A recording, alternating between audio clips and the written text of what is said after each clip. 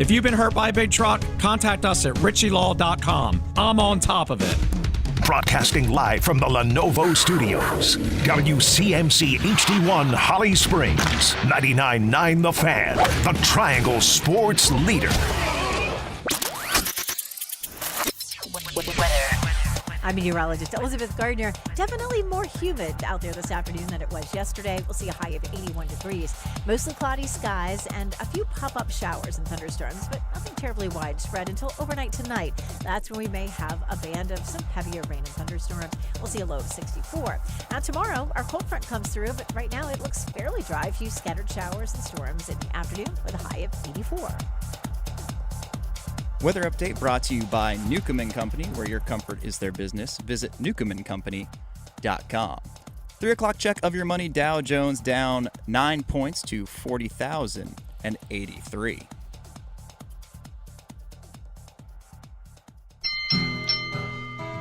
With the 8th pick in the 2025 NFL Draft, the Carolina Panthers select Tetairoa McMillan. Oh. Wide receiver, Arizona. So they go offense, and they go Tet McMillan, who is technically the second wide receiver chosen tonight. And it's the kid from Arizona coming out, and he is going to join this offense in Carolina. The Drive with Tim Donnelly on 99.9 The Fan. It's The Drive with Tim Donnelly on 99.9 The Fan. Dennis Cox sitting in for Adam Gold. Good Lord, I'm already on it. Max. Max producing the show. Dennis sitting in for Tim today. You know, I'm still kind of shocked by last night, Max. Yeah, it was a little surprising. I am quite shocked. I thought that the Carolina Panthers were going to go defense, and you know what? I know we got Canes Game 3 tonight against the New Jersey Devils. We'll have our first goal score predictions at 4:33. If you're in the YouTube comments, go ahead and start leaving predictions for that. But also leave your thoughts on this. Tetairoa McMillan, your newest Carolina Panther. Now, there are multiple ways you can view this pick. And in my mind, two things can be true. You can love the addition of a wide receiver and what Tetairoa McMillan can bring from a skill set, but you can still question if Dan Morgan and Dave Canales are doing enough to actually help turn the defense around. But let's lead off with what is first. And what is Tetairoa McMillan is a new weapon on your offense for Bryce Young. And that's, again, Tetairoa McMillan, he's a Carolina Panther. And Bryce Young has a rangy, big wide receiver with a big catch radius that he really hasn't had yet. Now, Dan Morgan said after they made the pick, yeah, they fielded some phone calls for 8, but ultimately they got their guy and Tetairoa McMillan. And that's what Dan Morgan had to say last night. Yeah, we did. We had a few calls. Obviously, you entertain everything, and, at the end of it, we wanted to get our guy, and we're excited about it. Got their guy. Now, that guy, Tetairoa McMillan, a lot of experts and people might look and say he's a prototypical X receiver. For those who don't know what an X receiver is, they usually line up opposite of the tight end, right there on the line of scrimmage. And generally, they're really good at beating press coverage because oftentimes when you're lined up there on the line of scrimmage, if you have a man-to-man coverage with a cornerback, they're right up there in your face. You got to beat that press coverage from that defensive back. But he can be more than that. He's lined up in the slot. He's used in motion and really is a smooth route runner, comes out of his breaks real smooth, and he is pretty adept at getting free from defenders when he has the ball in his hands. He's not a super fast guy. He's far from the speed guy. I know some people were floating out there 4.48 40 time, but okay, that's fine. But really, he's in the 4.5s, 4.53, 4.54. That's what he is. Again, not a burner, but he showed some downfield playmaking ability and has like I said, a big catch radius with large hands. And Tetairoa McMillan feels, this is what he said last night, he could take the Panthers offense to a whole different level. Oh, man, I think it's going to be amazing. First things first, obviously, Bryce Young, Cali to Cali connection. That's immediately. And as well as, the other receivers, Xavier, Adam Thielen, And I feel like, our OC, Coach Izzik, will definitely, put it together. I know Coach Canales calls the plays, and, I'm confident in them, and they're confident in me. And, I'm just ready, to take the Panthers to the next level. Well, yeah, I hope they're confident in you. They took you 8th. That's a lot. That's about as confident as you can get in somebody. Yeah, we're going to use the 8th overall pick on you. So, yeah, there's a high level of confidence there coming in. So how does Dave Canales use Tetairoa McMillan, along with last year's first-round pick, Xavier Legette, along with a guy who was a rookie undrafted free agent that really showed a lot of flash and potential in Jalen Coker, and that savvy veteran Adam Thielen? Dave Canales talked last night on Tetairoa McMillan's fit in the wide receiver room. Yeah, shoot, you got like a basketball team going on right now. There's different attributes, and, Xavier, the power and speed he brings, Thielen's craftsmanship, you saw Jalen Coker come on strong last year. Tet all of a sudden brings in this really long, 6'4" target to kind of round out the group. So, it's a really cool group to think about, and I mean, obviously, like right off the bat, Brad and Rob come down the hall, and I'm like, all right, boys, here we go, and so pretty exciting.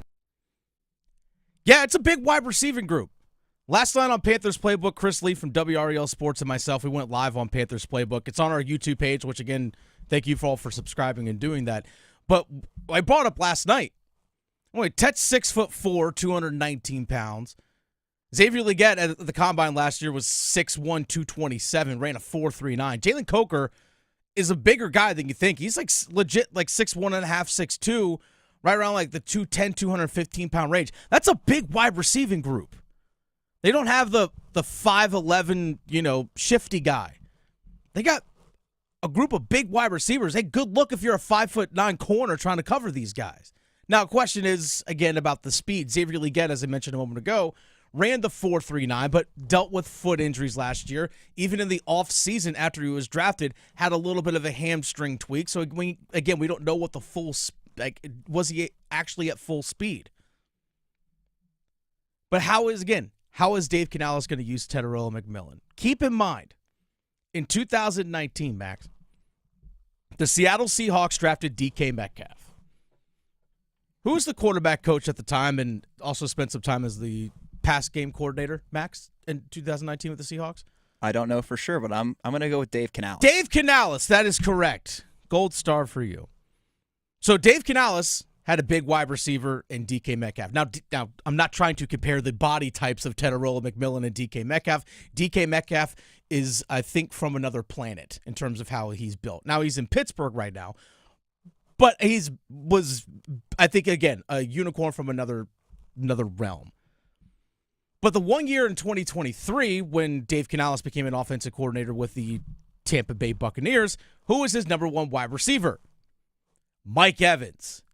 Big, tall, rangy guy. Much longer wing, or much wider, much longer wingspan, much longer reach, but similar in terms of height, big body, great at 50-50 catches, ran like a 4.53, so similar speed to Tetairoa McMillan, but a bigger body type. So again, like I said, Metcalf, Evans, they're much bigger guys, but McMillan has a little bit more of a leaner frame, but he's not small by any means. 6'4", 219. 31.5-inch arms, 10-inch hands. So this feels like a Dave Canales-influenced pick.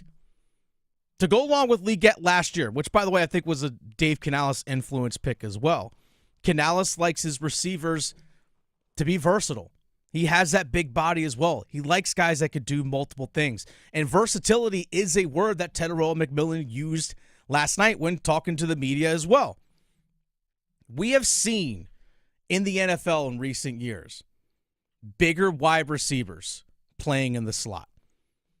Just look at when the Carolina Panthers last year played the Tampa Bay Buccaneers, especially the first game. I was at the one at Bank of America Stadium, the game that went into overtime. And also when CeeDee Lamb for the Dallas Cowboys came in and played against the Carolina Panthers. Those guys lined up a ton in the slot.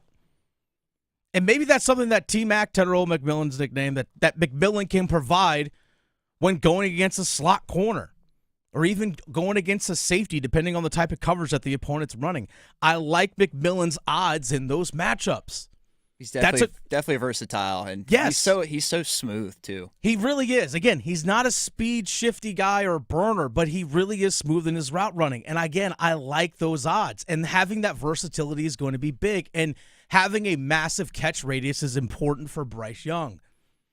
I like McMillan's odds in those matchups. This could potentially unlock or help unlock Xavier Legette. It's an offense that will feature, again, third-year quarterback in Bryce Young. Now you have 2 second-year wide receivers in Xavier Legette and Jalen Coker. You have a second-year tight end in Jatavian Sanders. You have a fifth-year running back in Chuba Hubbard. You have a fifth-year tight end in Tommy Tremble. You have a fourth-year left tackle in Ike Ekwonu. And then you add in Tetairoa McMillan as a wide receiver. While you also have in their primes under contract guards Robert Hunt and Damian Lewis. Overall, this offense is super young, and it's a young core with a offensive coordinator / play caller in Dave Canales that can grow together. And you have that savvy veteran Adam Thielen that kind of helps lead the way. But all that being said, while talking about McMillan, Carolina Panthers taking Tetairoa McMillan boosts the offense, there are legit questions about the defense, and those still remain. And in 4 minutes, we'll discuss what the Panthers didn't do yesterday and why the concerns about the defense are still valid. Move your sports day forward. I don't quite understand the reluctance to boo the New Jersey Devils with Stefan Nason and Brett Pesce on that team. They don't care about you anymore. They want to win a cup just as bad as you want the Canes to make the deep run of the playoffs too. Go ahead and boo them. There is no shame. Get set up. Join Next Up with Paul Ihander. Mornings at 9 on 99.9 The Fan, the Triangle Sports Leader. Heineken Silver is a world-class light beer with only 2.9 carbs and 95 calories. It keeps things light and refreshing all year round. It's like rain showing up to cool things off and then politely leaving. It's like cracking open a window and nailing the cross breeze. So, as we move into the warmer weather, grab a crisp and refreshing Heineken Silver and taste the difference. Only 2.9 carbs and 95 calories. Available at your local Heineken retailer or for delivery at Heineken.com/silver now. Must be 21 plus to purchase. Enjoy Heineken responsibly.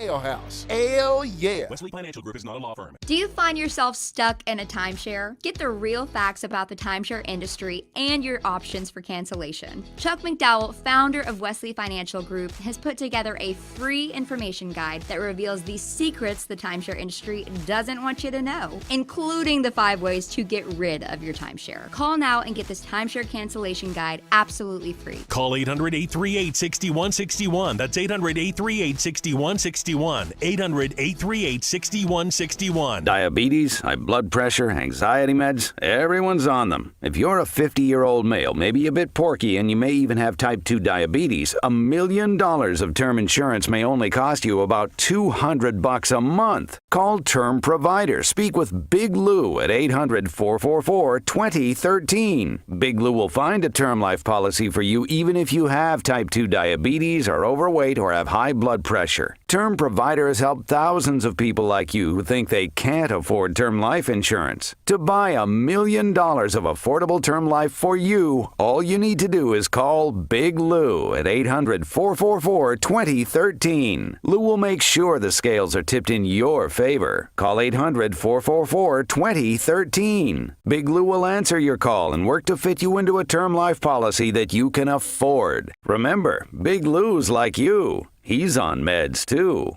Call 800-444-2013. 800-444-2013. Welcome to Staples. Hi, I hear Staples prints it all. Oh, you bet. Posters, banners. Can you print it all for Mother's Day? Oh, of course. Photo gifts like canvas prints, photo puzzles. Can you print it all for graduation? Sure can. Custom cards and invites. Can you print a huge banner with the grad's picture? Oh, definitely. Even an embarrassing baby picture? Oh, those are the best kind. I know, right? Print it all for moms and grads at Staples. And right now, get 40% off custom cards, invites, and photo gifts. N75 exclusions apply. Visit staples.com/print for details. Yeah, and it's still a need, and we have 8 more picks. So we wanted to add the best player. We wanted to follow our board of who we thought was going to help us the most up there. So again, we got our guy, and we're excited about it. Those are the words of Panthers general manager Dan Morgan last night he was asked a question on drafting wide receiver over defense. By the way, Dennis Cox sitting in for Tim Donnelly this afternoon. It is The Drive with Tim Donnelly. Max Gorham producing the show today. So Max sitting in for me. I'm sitting in for Tim. And last night in the NFL draft, a shock to a lot of people. Tetairoa McMillan being drafted by the Carolina Panthers. And I said this at the very top of the show, and I'm going to repeat it again just in case you missed it. 2 things can be true. You can love the addition of a wide receiver like Tetairoa McMillan and what he brings and what he can do with Bryce Young as a quarterback. But you can still question if Dan Morgan has done enough to help turn around the defense. Both things can be true. And I think this is where a lot of Carolina Panthers fans are split. It's because the defense still needs a ton of help, but they also see what Tetairoa McMillan can provide. I'm excited to see what McMillan can do in this offense. I genuinely am. But that doesn't mean that there aren't questions about the defense. If you go back the last 5 drafts, so actually 2021 will actually include last night's first round. So 5 drafts, again, including the 2025 draft. The Carolina Panthers have selected in the first 3 rounds of the draft. So that's day 1 and day 2. To me, rounds 1, 2, and 3, those are premium picks. Those are generally where you're going to find starters. Rounds 1, 2, and 3. Now, you might find value of guys in the 4th, 5th, 6th, and 7th round, but those are much fewer and further between. But I'm talking about premium picks here, rounds 1, 2, and 3. Since 2021, the Carolina Panthers in the first 3 rounds have drafted 4 wide receivers, 2 quarterbacks, a running back, and a tight end. In that same time frame, they have drafted 1 defensive lineman or edge rusher. That was DJ Johnson in 2023 in the 3rd round. Go back as far as the 2015 draft. The Carolina Panthers have only drafted 6 defensive linemen / edge rushers in that time. I'm talking on defense, guys with the hand in the dirt on the line of scrimmage. Just 6. In 2016 in the first round, they drafted defensive tackle Vernon Butler. In 2017 in the 3rd round, they drafted Deshaun Hall, who's an edge rusher. 2019 in the first round, they got Brian Burns. In 2020 in the first round, they took Derek Brown.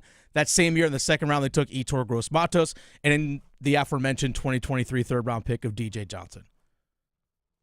How many of those guys are still on the team? Not 2. Not many. 2. It's hard to imagine why they were last in rush defense last year.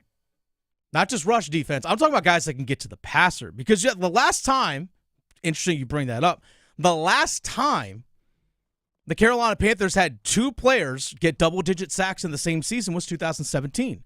You had Mario Addison and you had Julius Peppers. Now, there's also a lot of really good players on that defense as well, Luke Kuechly among others. But the last time you actually had 2 guys get double-digit sacks, 2017, Mario Addison, Julius Peppers. They each had 11. Since then, so 2018, 19, 20, 21, 22, 23, and 24, the 7 seasons since then, they have only had 2 players reach double-digit sacks. That was Hassan Reddick in 2021, and it was Brian Burns in 2022. That's it. That's it. And let's look back at the Panthers' defense last season. And I think we understate how historically bad that defense was last year. The worst. most points allowed in NFL history. If you go on a per-game basis, just over 31 points per game. 5th worst in the NFL. Ever. Their sack percentage of 5.69%, 28th in the NFL. And before you start throwing around, hey, Derek Brown was hurt, before you throw in, hey, we didn't have Brian Burns because he was traded, and no Shaq Thompson, their sack percentage in 2023 with Brian Burns and Derek Brown was actually worse at 5.31%. Again, they have Burns and Brown. Their points per game in 2023 was 24.5, which was 29th in the NFL. This past year, in red zone touchdown percentage defensively, 29th in the NFL. Opponents scored a touchdown on nearly 66% of their trips to the red zone. That's basically 2/3. And in 2023, it was 28th in the NFL at 63%. That's before you even mentioned the rushing stats there, Max. They gave up over 3,000 yards rushing. Yeah, like 180 yards against per game on the ground. It was awful. Not very fun to watch. Now, Dave Canales, the head coach, did talk about defensive free agency moves, but how those free agency moves did not affect their draft board and why Tet McMillan was still their guy. I mean, you certainly take it all into consideration, but like Dan said, we follow the board. You know, you rank the players how you like them and where the talent's at, and so you just stay true to it, and it comes right to you. You know, some of those picks right before us, you know, really thought, you know, the 5th pick was a big moment for us, you know, kind of like what was going to happen here that was going to help us get our guy at that point. And so, you know, with Cleveland taking Mason Graham right there in that spot, you know, the board kind of felt like Tet's going to make it, and we're holding our breath right there, you know, for a couple more picks, but really excited about that. I hear it all the time, and we got people in our YouTube comments that are making this note right now. They spent a bunch of money in free agency. I hear all the time how the Panthers address their defensive needs in free agency. Last I checked, there's still no starting free safety on this team. There's still no edge rusher that scares you. I like the additions that they made. I think Bobby Brown's going to be great to help with that rush defense. The guy they brought over from the LA Rams. Big body guy that can actually play a nose tackle and base front. Oh, he's a big fella. He's a big dude. Treshawn Wharton can be an interior defensive lineman that can help on passing situations. Someone that can actually beat teams on the interior a little bit. They signed Patrick Jones from the Minnesota Vikings, who had 7 sacks last year. I know he got hurt late in the year. I like Trevon Moehrig as a strong safety that can actually come make tackles up near the line of scrimmage and help in the run game. But again, where does the pass rush come from with this team? They traded last year, before the draft, Brian Burns, the last guy that actually got double-digit sacks for this team. They traded him last year. And they still haven't done anything to draft his replacement. DJ Wonnum, Jadeveon Clowney, those guys, I'm sorry, they didn't do it for you last year. I know DJ Wonnum dealt with the quad injury as well as a blood clot issue, so he missed a chunk of time. Maybe he can be something that's effective this upcoming year for the Panthers defense. But again, people that mention free agency signings, let's go back to last year. A'Shawn Robinson, Josie Jewell, DJ Wonnum, Jadeveon Clowney, Jordan Fuller, Nick Scott. Those 6 guys I just mentioned were all free agency signings last year. And all 5 of those guys, or 5 of those 6 guys, the one guy being Jordan Fuller, 5 of those guys are back. Jordan Fuller is the only guy that's not back. My point is this. The Panthers on defense have continued to try and put Band-Aids and wrap bandages around the defense and have not fully fixed the problem. Their top edge rusher, again, was traded away, and they haven't done anything to try and fill that void. The Panthers, a couple years ago, traded away their number 1 wide receiver in DJ Moore. And what they do immediately, that 2nd-round pick that year they traded him away, was Jonathan Mingo. Last year, 1st-round pick, Xavier Legette. And then this year, an even higher 1st-round pick, Tetairoa McMillan. They've tried to find a replacement for DJ Moore. Have they found it yet? To be determined. Yeah, when they made that move, me personally, I thought trading away DJ Moore, probably not the best move. It's hard to find. Even if you have a high draft pick, another year. It's hard to find a guy that will pan out, to that quality. But, I really appreciate how much conviction Dan Morgan and Dave Canales are showing in all of these interviews and press conferences. They're like, he was our guy. We're not going to deviate from the board. Like, if he's still there, we're going to get him. And like Dan Morgan said in the rejoin as well, like, they still have 8 picks left. They do. Granted, the first one's not today, is not until 57, but you got to think they're going to go pretty defense heavy with the rest of this draft. And they have to. They need to. Because, again, there are still glaring holes on this defense, and free agency isn't a way to build a roster. Now, because, again, you look at the offense, your top three, your top 4 receivers drafted, your top 2 tight ends drafted, your top running back drafted, quarterback drafted, left tackle, right tackle both drafted, and you also have other depth pieces on your offensive line drafted. On defense, you have DJ Johnson, you have Derek Brown. Love Derek Brown. He still needs to improve as a pass rusher. You drafted Trevin Wallace. You drafted J.C. Horn. You drafted Shaw Smith-Wade. You see my point? Need a little help on the edge. You have to build from the draft up first. Like, yeah, they need help on the edge. They've needed a pass rusher. Again, I'll bring this fact up again one more time as we close out this segment. And we'll talk about what they can do today at Football at 4, by the way. In the last 10 drafts, in rounds 1, 2, and 3, the Panthers have only drafted 6 defensive linemen or edge rushers. 6 in the last 10 years in the first 3 rounds of the draft. Just 6. And we wonder why we still have major questions on defense. I'll leave it there at that. It's The Drive with Tim Donnelly on 99.9 The Fan. Dennis Cox sitting in for Tim Donnelly this afternoon. Now, while we project and hope that the Carolina Panthers are taking steps forward, the Carolina Hurricanes can take one step closer to their ultimate goal of winning a Stanley Cup when they face the New Jersey Devils on the road tonight in Game 3, which you can listen to right here on 99.9 The Fan. 8 o'clock puck drop, 7 o'clock Storm Watch with Adam Gold. And it's going to be a desperate Devils team. But coming up, I'm going to tell you why Carolina needs to exceed that desperation themselves. Next. Hey, it's Adam Gold, and do you have a late-night craving for in-depth analysis on the Carolina Hurricanes and their latest game, their latest win, their pursuit of the Stanley Cup? Well, I can quench your thirst. I can feed that appetite on the Canes Corner podcast, the morning after edition, which drops the morning after every Hurricanes game. Get it wherever you get your podcast. Brought to you by the Aluminum Company of North Carolina. Dear McDonald's, your breakfast menu? Fire. 10s across the board. I could be happy with anything, even though I order the same thing every time. Thanks for not judging me. I'll try something new next time. Maybe. Get your faves for less. Buy a sausage McMuffin with egg for $2.50 at any size Sprite for $1.49. Price of participation may vary, cannot be combined with any other offer or combo meal. Ba-da-ba-ba-ba. Make your next tailgate more electric when you plug into a new Ford F-150 or Super Duty truck. Not only do they light up the scoreboard with outstanding payload and towing numbers, with available Pro Power on board, you can turn these Ford trucks into mobile generators to give your tailgate party an extra boost of energy. Visit your Carolina Ford dealer or buyfordnow.com for great offers and to learn more about F-150 and Super Duty.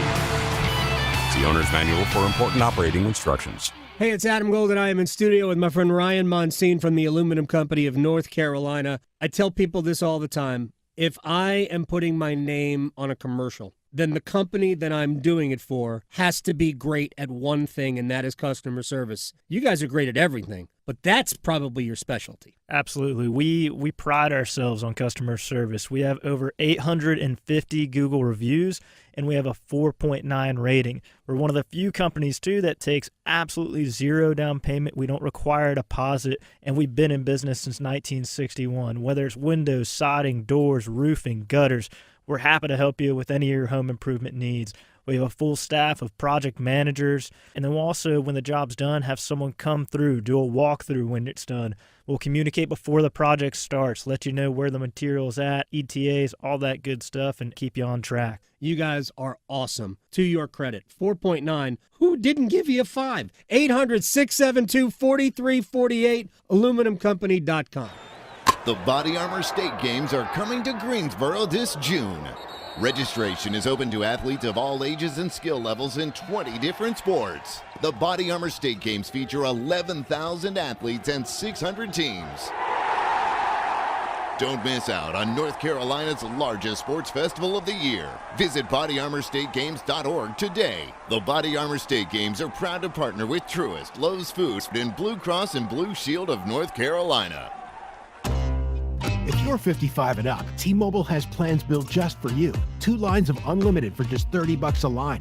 That's a 45% savings compared to Verizon and AT&T. But don't just take our word for it. It's not just the savings that are great with our T-Mobile plan. There's all this value from all these other things that T-Mobile offers. T-Mobile has been such a savings for us. We love it. Switch today and get 2 free 5G phones like the Motorola Edge with Turbo Power charging that gives you power for the day in just 15 minutes. And customers 55 and up can get 2 lines of talk, text, and data for only $30 a line. Go to T-Mobile.com/55 to learn more. With 24 monthly bill credits and 2 new lines with autopay for well-qualified customers plus taxes, fees, and $35 per line connection charge. Credits end and balance due if you pay off early or cancel. Contact us plus $5 per line without autopay. Debit or bank account required. 45% off 2 lines versus AT&T Starter and Verizon Welcome. Plan benefits vary. See details at T-Mobile.com. Motorola Edge requires 68-watt charger. Chargers sold separately. Actual performance will vary based on usage and configuration. Gostisbehere slipped it out in front, back to Gostisbehere, second chance, he scores! Markstrom with the save, but persistence is named Shane Gostisbehere, and we're tied at 1. Shane Gostisbehere, that was his first goal since February 22nd. Literally been 2 months since we last saw Shane Gostisbehere. Yeah, it's been a minute. Now, he was banged up for a little bit and all that, but first time Shane Gostisbehere had scored a goal since February 22nd. And back-to-back games where the Carolina Hurricanes have opened the scoring with a defenseman. Which, hey, I have no problem with that. I don't care who scores as long as, obviously, you score more than your opponent. It's The Drive with Tim Donnelly on 99.9 The Fan. Dennis Cox sitting in for Tim Donnelly this afternoon. Max producing the show. Coming up tonight, Carolina Hurricanes on the road at the Prudential Center in New Jersey. Game 3 of their series against the New Jersey Devils. Canes have a commanding 2-0 lead. By the way, in about an hour at 4:33, we will get your Canes first goal scorer predictions. So be ready to call in at 4:33. We'll have that later on for you all today in about an hour. First score predictions. If you get it right, might get a sweet Apex Racing Lab gift card. Just throwing that out there. But maybe the Carolina Hurricanes can race away from the chasing New Jersey Devils. Carolina will roll out the same lineup tonight. Frederik Andersen is in net. Same group of defensemen, same lines as the last 2 games. And you know what? If it ain't broke, don't fix it. Last time I checked, you only gave up 1 goal in each of the first 2 games. But things are a little bit more difficult on the road, and especially when it comes to matchups. Rob Brindamore wants to have Jordan Staal, the line of Staal, Jordan Martinook, and Logan Stankoven out on the ice against the top line of the New Jersey Devils as much as possible. And Rob Brindamore earlier today after morning skate spoke on the importance of not only getting that matchup, but also making sure that he gets the right defenseman out there against the top forwards for the Devils. Listen, it's always everyone gets caught up in the forward matchups, but I think it's your D matchups against guys like that. I mean, you gotta. No matter who they put there, you're going to have another great winger with them, and that's one of their top lines. I feel like they got a couple, so it's as most teams, and so you're trying to get those D matchups more than maybe even the forward matchups. And the reason for that is Carolina runs what they call, it's just a man-to-man system. So if you ever watch basketball, you play man-to-man defense. That's exactly what the Carolina Hurricanes do. So when you have a defenseman, let's say a defensive pair out there of Brent Burns and Jacob Slavin, that top pair. And it's the top forward group for the New Jersey Devils, which features Nico Hischier as a center and guys like Timo Meier as a winger. Well, generally on a face-off, if the Carolina if the Carolina Hurricanes lose the face-off, the center takes the center, but your defensemen take your opponent's wings. So, again, top forwards like Timo Meier that are out there, or even other guys like Dawson Mercer or Eric Hollow, whomever it might be, you want to make sure that you have your best defensive pairs out there on those top matchups because those are just as important. Now, obviously, he wants to have Jordan Staal out there because defensively, Jordan Staal would skate with Nico Hischier, try and neutralize him. So that's where that stuff comes into play. And Sebastian Aho, who sometimes might get put out there at the same time as Nico Hischier, if that's the matchup today. Sebastian Aho earlier today also talked about potentially tough line matchups on the road, but also how that doesn't impact his approach. Not really at all. I mean, you play your game, try to do the best job you can, go business as usual. I mean, it doesn't really change how we approach the game or any of that, so yeah. It doesn't change their approach. Now, if you're Carolina, the Hurricanes, you need to have a sense of desperation that almost forces the New Jersey Devils to match you because you have to have the desperation of, we get a chance to take a 3-0 series lead and really could potentially break the backs and spirits of this New Jersey Devils team. And Rob Brittamore also earlier this morning spoke on the team's mindset being up 2-0 on the road. Every year is different for sure. Every game is different. I mean, it's just, but I think, do you talk about that part of it? No, but we definitely talk about how important the game is, as any game. And, in the playoffs, it's always that next game that's the most important. So we're right in front of it, and we know, the desperation level from your opponent, and you have to be able to understand that and figure out how to beat that. Now, 2 years ago in the playoffs in the second round, for those who remember, Carolina was up 2-0 against the New Jersey Devils, which, by the way, this is the last time the New Jersey Devils were in the playoffs, was 2 years ago against the Canes. Carolina won the first two games at home, 5-1 and 6-1. Absolute beatdown, especially that 6-1 game, that game 2. Now, Carolina went on the road on game 3 at the Prudential Center in New Jersey and lost 8-4. 8-4. That game was so crazy. Took it on the chin. Just an afternoon of just weird. No saves on either side. No, defense optional. Goaltending optional. But how did Carolina respond the next game? They won game 4 on the road 6-1. Famously, the Jordan Martin Gretzky game. Yes, it was. Now, I would not be shocked. I'm going to throw this out there. I would not be shocked if they split games this weekend.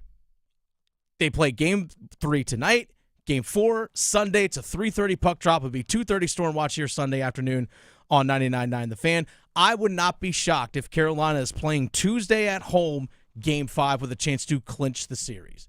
But the reason why I bring up the level of desperation that Carolina needs to play with is you do not want to give the New Jersey Devils any sort of life. You don't. If you can take away any sort of hope that they have in game 3 tonight, yeah, they might come back and beat you in game 4, but it's going to be difficult for them to come back at home and beat you in game 5. Again, I think they split this weekend. That's just, it's hard to sweep a team. It's hard to sweep a team. Right. They made the playoffs too, and despite whatever major injuries, Jack Hughes obviously not factoring in, they're still a good team. I mean, they're still better than 2/3 of the teams in the East, pretty much, right? So just about. It's not easy to go into their barn and win 2 as dominantly as you did at home. But granted, you got to feel pretty good after the first 2 games, regardless. And New Jersey is a team that's beat up physically right now. Brendan Dillon, Luke Hughes, 2 of their top 6 defensemen, those guys are out again. They both got hurt in game 1. They didn't play in game 2. They're not playing again tonight in game 3. Now, New Jersey is going to get one of their top 6 defensemen back in Jonas Siegenthaler, who's going to skate tonight, but Sheldon Keefe, their head coach, said he's going to be in a limited role. He's healthy, but just because he hasn't really skated a whole lot lately, just there's a conditioning level. He can only handle so many minutes. And plus, being at home, he can kind of control Jonas Siegenthaler's matchups. But Siegenthaler is a good defenseman. So there's a little bit of relief in that regard if you're New Jersey. But they're going to be relying heavily on their top defenseman again. And we actually saw two former Canes paired up with Dougie Hamilton and Brett Pesce in game number 2. And those two logged a ton of minutes. And they logged a bunch of minutes in game 1. This is where, over the course of a series, that a team can get worn down. Especially when that top 4 defensemen for New Jersey have to play so many minutes due to their injuries. This is where you start to wear things, wear other teams down. This is where guys like William Carrier, Eric Robinson, Jordan Martinook, Jordan Stahl, I'll even throw in Andrei Svechnikov in this situation as well. If they can get heavy on their forecheck, where they're constantly putting defensemen into the boards, making them feel contact every time they're in their own defensive zone, and just make them work to get the puck out, that will pay dividends not only tonight, but also possibly on Sunday as well. That's where Carolina can really get their advantages, because New Jersey isn't a heavy team. They're not going to beat them up. We're actually going to talk to our friends Dan and Chris Powers from the Empty Netters podcast coming up here in about 45 minutes or so. We're going to talk about this series and how actually it's a really favorable matchup for Carolina, potentially long-term of the playoffs, because New Jersey doesn't play a physical style of hockey. They just don't have the big, heavy bodies that can wear down Carolina. Whereas Carolina, with the additions of Carrier and Eric Robinson, those guys are built for playoff hockey. Jordan Stahl is built for playoff hockey. Andrei Svechnikov, the way his style of play is and his body type, should be built for playoff hockey. One thing that I want to see tonight, or at least over the weekend, and this is something that's got to get unlocked for Carolina, we have seen the depth scoring from this team so far. Jalen Chatfield with the goal. Logan Stankoven with a pair of goals. Then we saw an empty netter. And then in the last game, we saw Shane Gostisbehere with the goal. Then the shorthanded goal by Jordan Martinook. And then we saw an empty netter. So they've beaten Markstrom, the goaltender for New Jersey, 5 times. Not once did I mention a Taylor Hall, an Andrei Svechnikov, an Aho, a Blake, or a Jarvis. Now, I know, again, outside of the empty netters. Now, we saw Aho and Blake factor into Shane Gostisbehere's goal the other day. If that top line gets going, and they potentially could do that, obviously, tonight or Sunday. If those top couple lines get going and scoring as well, and you have the added depth scoring that's already been there in the playoffs with Stankoven and Martinook and others, watch out. Watch out, because that's when this Carolina Hurricanes team can get real dangerous. You want to see that top line going. Because if we saw them buzzing late in the year. Now, they did rest a couple of games at the end of the season just to get their bodies right. Maybe it's just taking them a game or two just to kind of get back into the flow of things. But they're always going to draw the top matchup for the opposing team. Right. Always are. And it's important to remember it's Jackson Blake's first playoff hockey experience as well, so he's probably got to readjust to the added speed and physicality, especially since that line is a little bit lighter as well. They are. They 100% are. They haven't played bad, but they haven't really been generating a whole lot as you'd hope. But again, they're always going to draw the opposing team's top defensive pair and top defensive forwards. It's just simply how things are. Much like how Carolina does the same thing against opposing teams. It's just how it works. But great players will fight through that. Like to see Aho crack the net today. We'll love to see Sebastian Aho hit the net today. And by the way, again, Freddie Anderson starting again today. This will be his 4th straight start. Yeah, remember, he started Thursday night last week against the Ottawa Senators to close out the regular season. Then he started Sunday, started Tuesday, now he's starting again today. So it's 4 starts in 8 days for Freddie Anderson. 8, 9 days, whatever it is. So 4th straight start. Let's see if that wear and tear. Is there a wear and tear on Freddie Anderson? Because, ironically enough, the game that he played on Tuesday night at Lenovo, probably the best game he's played in a month. That was his 3rd straight start. He's been really good in these first 2 playoff games. I say, especially if they win tonight, would not necessarily mind seeing Kochetkov in the nets for Game 4. That we'll dive into that a little bit later on. Actually, we're going to talk to Dan and Chris Powers about that a little bit later on.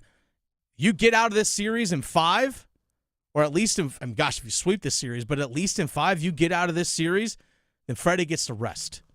which is big. You want a hot goalie? You want to keep a hot goalie hot. This is The Drive with Tim Donnelly on 99.9 The Fan. Dennis Cox sitting in for Tim Donnelly this afternoon. Big day yesterday for the Carolina Panthers. Don't worry, we're going to come back to the Carolina Hurricanes. Don't you worry, folks. Don't you worry. Again, about 30 minutes, we'll have the Empty Netters guys joining us. We'll also hear on a Canes Cup check-in from Greg Wyshynski of ESPN. He joined Adam Gold earlier today. And we'll have our first goal scorer coming up in about 50 minutes as well. But a big day yesterday for the Panthers, and hopefully a big day again today as I catch up with Mike Kaye of the Charlotte Observer, talking about the Carolina Panthers and what they can do tonight. It's The Drive with Tim Donnelly on 99.9 The Fan. Dennis Cox sitting in for Tim Donnelly this afternoon. Joining us on the Heister Automotive Group hotline, Mike Kaye, Charlotte Observer, who covers the Carolina Panthers. He was at Bank of America Stadium last night when Tetairoa McMillan was announced as the 8th overall pick. And, Mike, let's go ahead and start right there. Are you shocked that McMillan was picked 8?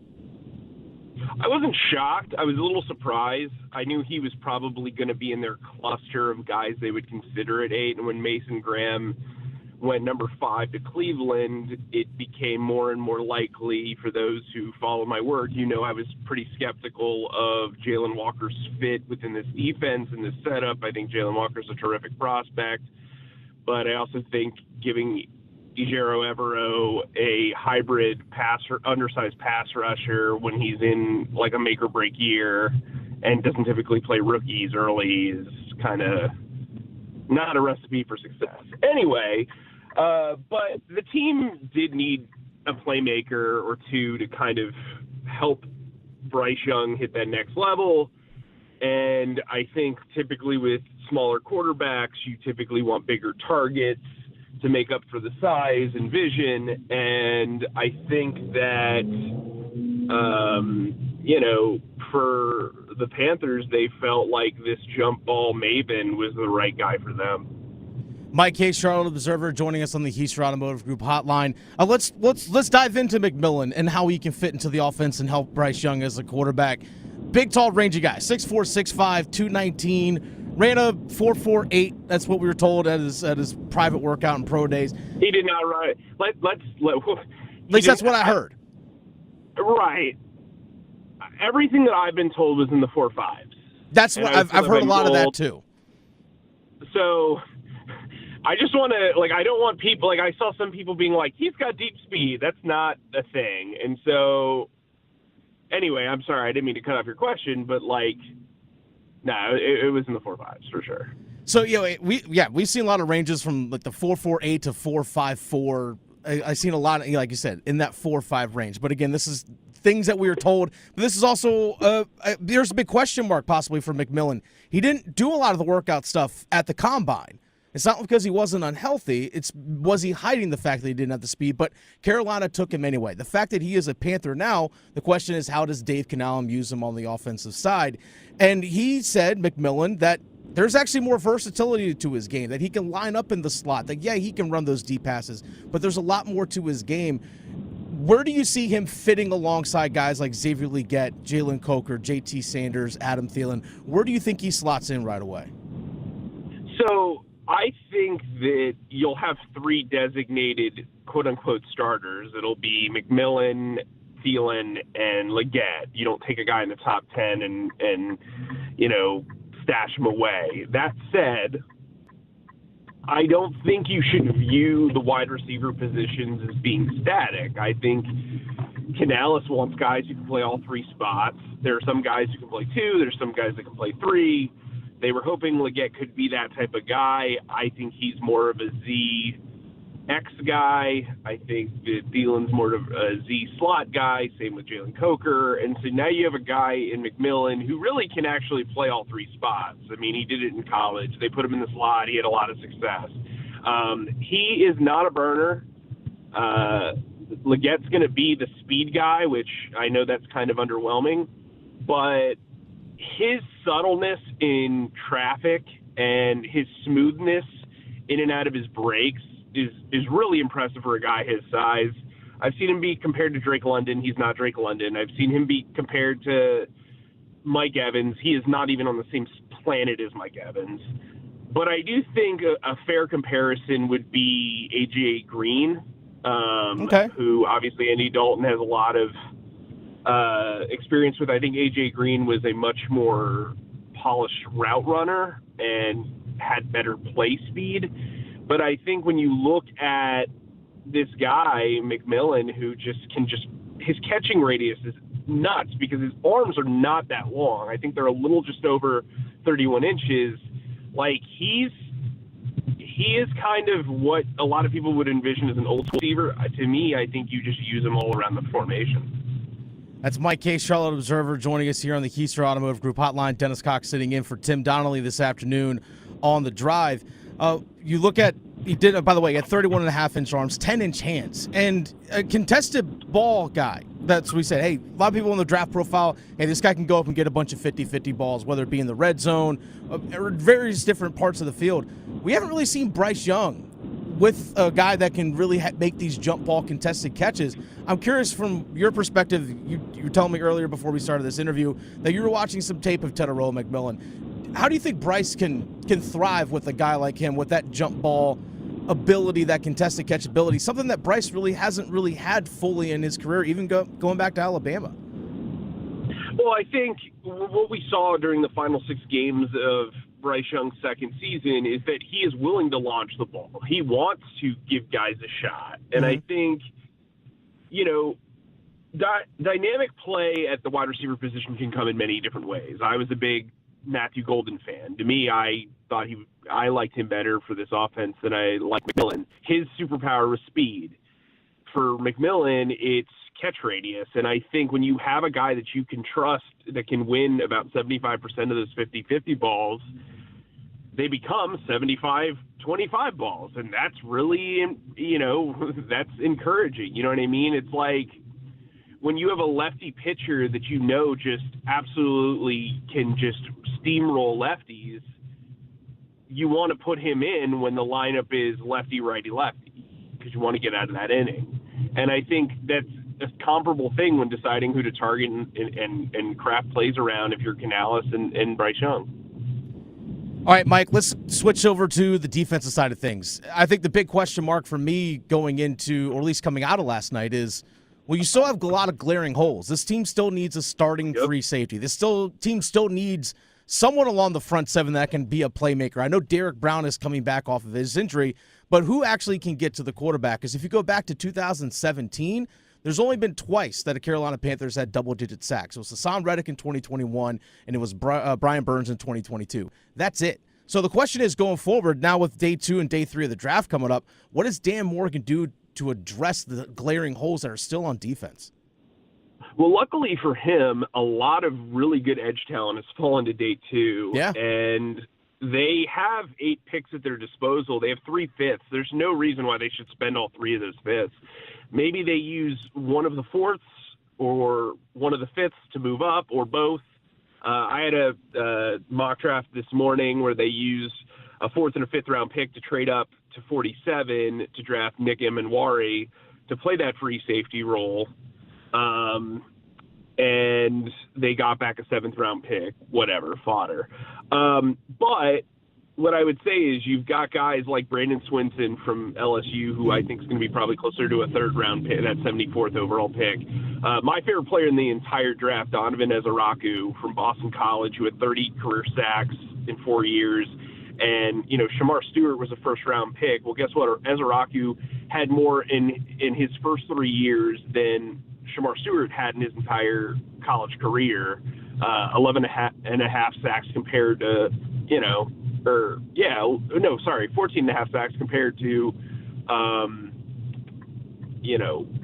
4 and a half sacks. Yeah, just a handful for Shamar Stewart. Yeah, so and then he had 16 and a half sacks this past year. So he's a guy that is going to be known as a pure pass rusher. He's going to be a 3rd down specialist probably early on in his career. And that actually fits what Evero does. He does not play rookies immediately, which kind of actually makes the McMillan pick a little bit more sensible. But that said, you've got Ezeraku, you've got Mike Green still out there. I'm still kind of wary of his off the field stuff, just based on what just based on the reporting that I have. at my disposal. I mean, there are guys out there that kind of fit what this team wants, and I think they can get them in, the second or third round. I think a guy to watch on day 2 is Carson Schlesinger from UCLA. He is like the most Dan Morgan-style linebacker in this draft. Excellent in coverage. If Monty Kiffin wanted to run a Tampa 2, that would be his middle linebacker for the present day. Love the kid. I think he's dropping solely because he was a one-year starter at UCLA. But at safety, I think they've got a lot of options, and I think you can kind of look around the scope of the draft and say, hey, you can land a starting safety maybe even as late as the 4th round. So I don't think going offense early, especially a wide receiver, was a mistake necessarily. I don't think it's a slam dunk, but I understand the logic in saying, look, this is where the top wide receivers end. It's pretty soon versus where the top defensive players kind of reside and where they're all graded equally. And so I think they're going to be able to some pretty big holes here today on day 2 and into day 3. That's Mike Kaye, Charlotte Observer. Make sure you give him a follow. Follow him on X, Mike_E_KAYE. Mike Kaye, Charlotte Observer. Check him out there as well. Mike, thanks for your time. Really do appreciate your work and giving me your time. Oh, of course. Thanks for having me. And by the way, kudos on nailing Tetairoa McMillan right off the bat. Good for you. Oh, thank you. Appreciate that. Again, that's Mike Kaye, Charlotte Observer. Thanks for your time, man. Thanks. Mike Kaye, Charlotte Observer, again, thanks to him. Follow his work. He does a lot of tremendous work covering the team. He's on the beat every single day. He's there at Bank of America every single day. He's there at all the practices. Every time I go down to Bank of America to go to training camp or cover a game, Mike's there. And he's super well respected in that locker room as well. Absolutely tremendous follow if you want more insight on the Carolina Panthers. But he mentioned some names about who the Panthers could potentially target on day 2 of the draft. Football at 4 coming up here on The Drive with Tim Donnelly. Who are some of those day 2 targets? We'll discuss that next. Let's go! It's the Stanley Cup playoffs. Aho now to Jarvis. Jarvis, go get the Giants. Let's go, Canes! The Chetkov, stop! It's on the goal line behind him! He does a snow angel in the paint! Go Canes! Playoff hockey in Raleigh is something that you can't describe, and it's because of you. So we want to be here. The Canes' road to the Stanley Cup runs through us. 99.9 The Fan, the Triangle Sports Leader.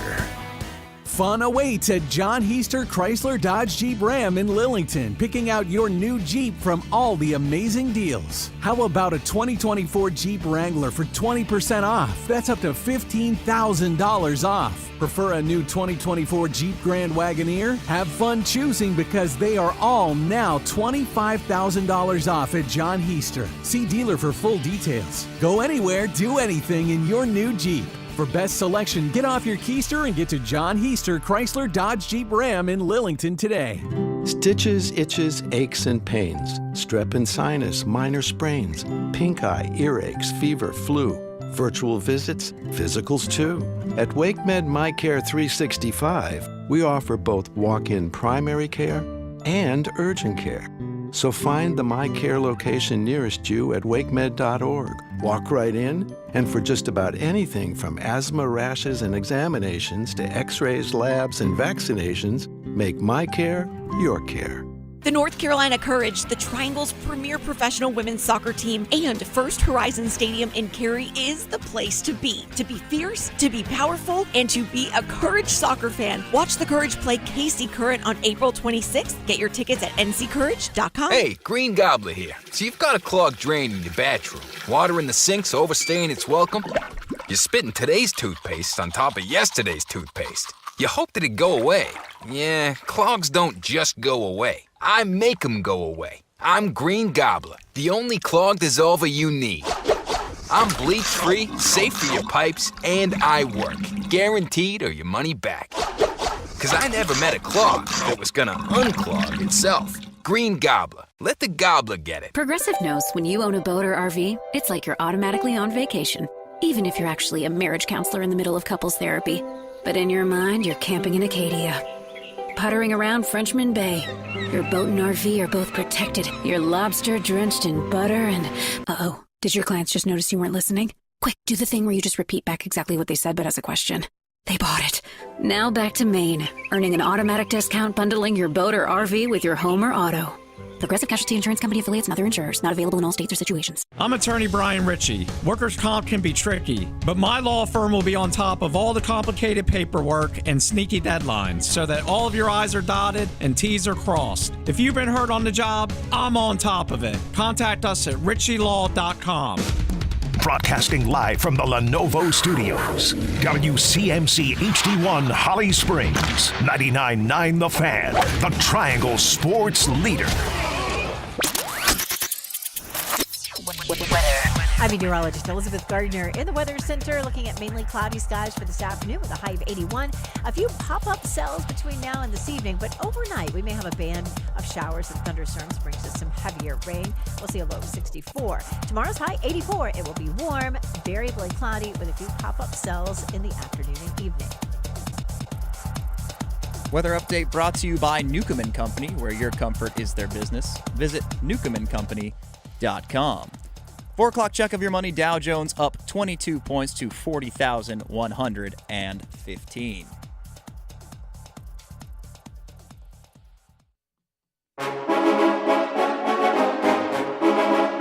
Let's move the chains.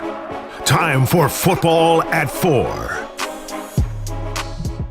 It's The Drive with Tim Donnelly on 99.9 The Fan. Dennis Cox sitting in for Tim Donnelly this afternoon. Don't worry, he'll be back on Monday. I'm sure he's going to have all the opinions on Tetairoa and McMillan.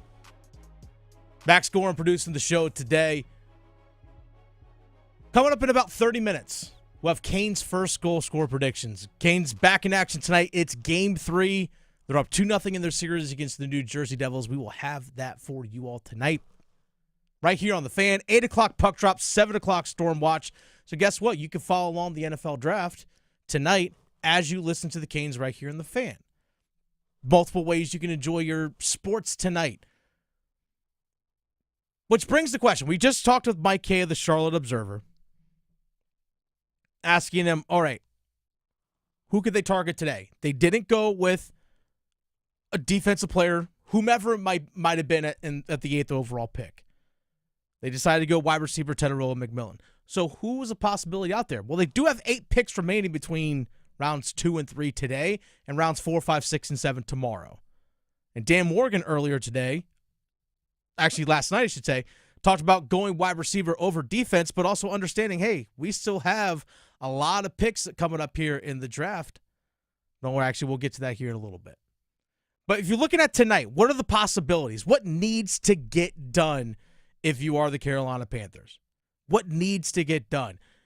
There are glaring needs on this defense still. I think this is one of the reasons why, again, a lot of people had some cautiousness, I should say, a little cautious optimism when it comes to Tetairoa McMillan. Hey, he's a big-time wide receiver, highly productive, might be a great asset for the offense and Bryce Young.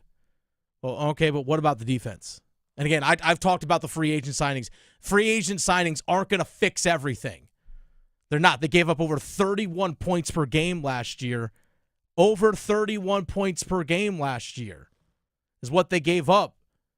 Unless this offense is expecting to win track meets, they're going to have to get better. This defense needs to shave 10 points per game off in order for them to really be competitive. Because a couple of years ago in 2023, they gave up over 24 points per game. And guess what? They were still in the bottom 5 of the league in terms of points per game in 2023. That was a full touchdown better than what they were last year. So not only do you need to get at least 7 points better, but you need to get, again, 10 points better if you really want to be a good team. Unless you want to be like the Cincinnati Bengals, where you scored 27.8 points per game but gave up 25.6. And you finished 9-8 and you missed the playoffs. Entertaining, but still not where you want to be as a team. I understand that there's a rebuild that's going on here, but they need to address their defense, and they have glaring holes at free safety, and they have glaring holes at edge rusher. Now, the edge rusher class is a little bit deeper, and there were a couple guys that did slip into round 2. Mike Green out of Marshall, As Mike Kaye of the Charlotte Observer told us just a few minutes ago, there's the big red flags off the field when it comes to Mike Green of Marshall. Major red flags. Those major red flags being multiple sexual assault allegations. One back in high school, one at college when he was initially at Virginia. He was a UVA recruit, was dismissed from the team, ended up at Marshall, super productive player, great speed rusher, perfect outside linebacker. He showed his speed to power at the Senior Bowl. But again, major red flags. And I do not be surprised if there are a lot of teams that don't even have Mike Green on their board. Like, you know what? Don't want to deal with that potential off-field stuff. Now you're going to worry about drafting him. If we see his name still up there in the 5th round, 6th round, sure, we'll take a flyer. But otherwise, he's off our board. We're not going to invest into that guy. So again, Carolina Panthers very well could be that one of those teams. Donovan Ezeraku, highly productive pass rusher. Questions about him as a run defender just because of his frame and his size, but a highly productive pass rusher, which could be a third down. Hey, it's 3rd and 8. We got to get to the quarterback's passing situation. Donovan Ezeraku comes in. He slipped down into the 2nd round as well. Nick Ebenwari, the safety from South Carolina, fell into the 2nd round. A lot of people were projecting him possibly being like a 18 to 27 range. He's in the 2nd round. Will Johnson, corner from Michigan, in the 2nd round as well. Very, very interesting that he is still on the board, I think. I'm with you. But here's the thing that we always learn in the NFL draft. Quarterbacks get taken higher generally than what they should be, and offensive tackles generally go higher than what they're supposed to be just because of the scarcity of the position. So there's a lot of really good players that fell. Now, again, those 2 edge rushers that I mentioned, Mike Green, Donovan Ezeraku, they're kind of like the bottom of that tier. Now, there's Abdul Carter, like, is in his own stratosphere. But then there was that cluster of Jalen Walker, Michael Williams, Shamar Stewart, James Pierce, Donovan Ezeraku, Mike Green. They're kind of, you can kind of move those guys up and down as a cluster together, however you saw fit. But then once you get past that, then you're looking at guys like Jordan Birch from Oregon. You're looking at Fele Oluwaseya from UCLA. You're talking about the Jack Sawyers of the world. So there's a lot of different guys that potentially could be there. For example, Nick Scorton, Landon Jackson. I know that the Carolina Panthers also brought in from LSU Braden Swinson as an edge rusher for one of their top 30 visits. Maybe Braden Swinson is available in the 3rd round. You have to see how many other edge rushers go before you. But also a massive need for this team, safety. They still need a starting free safety. Now they potentially could land one of those. Kevin Winston Jr., Penn State, could be available. According to ESPN, he's the 25th best available pick on the board, which is right around where the Carolina Panthers are selecting in the 2nd round. Carolina can also use one of their 4th or 5th round picks, or potentially multiple of those, to move up higher in the 2nd round to draft someone that they like. Xavier Watts, the safety out of Notre Dame, is also a highly thought of player as well. He might even slip down into the 3rd round, which he could potentially be a starting safety for you. There's Landon Jackson from Arkansas if you want an edge rusher. If you want to go into your defensive line, Omar Norman Lott. There's a lot of really good potential guys that you can get, and it has to be defense in these next 2 picks. It just simply has to be. Now, even Dan Morgan, if there's someone that falls down to around pick the very end of the 3rd round tonight, pick 98, 99, 100 that they really like, hey, let's package one of our 4ths and 5ths and move up into the bottom of the 3rd round. That could be a potential move that they get if there's someone that they really like that slips down. They came in today into the draft with 9 draft picks. I told Tim Donnelly this yesterday, or even just a couple of days ago, earlier this week. I said, I don't think they make 9 picks. I think Dan Morgan will use 1 or 2 of his 4th, 5th round picks to move up, because there's going to be a guy that they really like. Now, depending on what they do today, they come out with a really good edge rusher that they feel confident in, that Ejiro Evero can use in situational edge rusher, that Evero can use, and a safety that can plug in and play right away. I feel a lot better about Tetairoa McMillan. I think that's the big thing I probably haven't mentioned so far, and I think a lot of Panthers fans are thinking probably right now as well, is that, okay, you drafted Tet McMillan, you have these major holes on defense. If you fill them with quality players, if you make the right picks,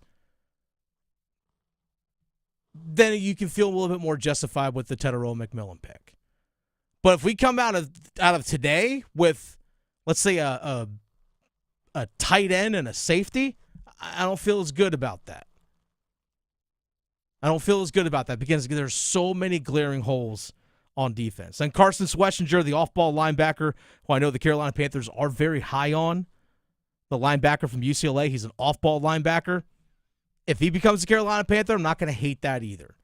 He's really good in pass coverage. And again, could be a situational player for Evero to start things off in his NFL career. To be determined. But Carolina has to go defense. These two of the picks today have to be defense. If Dan Morgan makes a move to get up into the third round again, and he makes 3 draft picks today, great. I still want at least 2 of them to be defense. Yeah, that pick at 57 has to be. Has to be defense. Because there are still glaring holes. Like I mentioned, there's a starting free safety that needs to be filled on this team. They still need an edge rusher. After you get past your starting corners, the 2 on the outside with Mike Jackson and J.C. Horn and Shaw Smith-Wade as your nickel, who else is there? Like, they still need a depth at corner as well. We all know J.C. Horn's injury history. It's long. It's a long injury history. Every year he's been in the NFL, he has missed games. Whether it's a freak accident or soft tissue injury, whatever it is, he has missed games. You got to have someone that's ready to step in and play right away.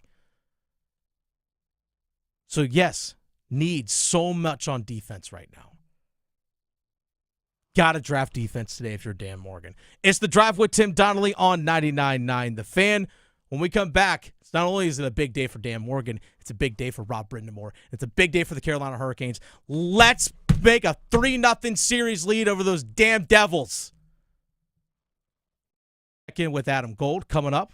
Also, the Empty Netters podcast crew talking the series. And we'll also have your first goal scorer predictions.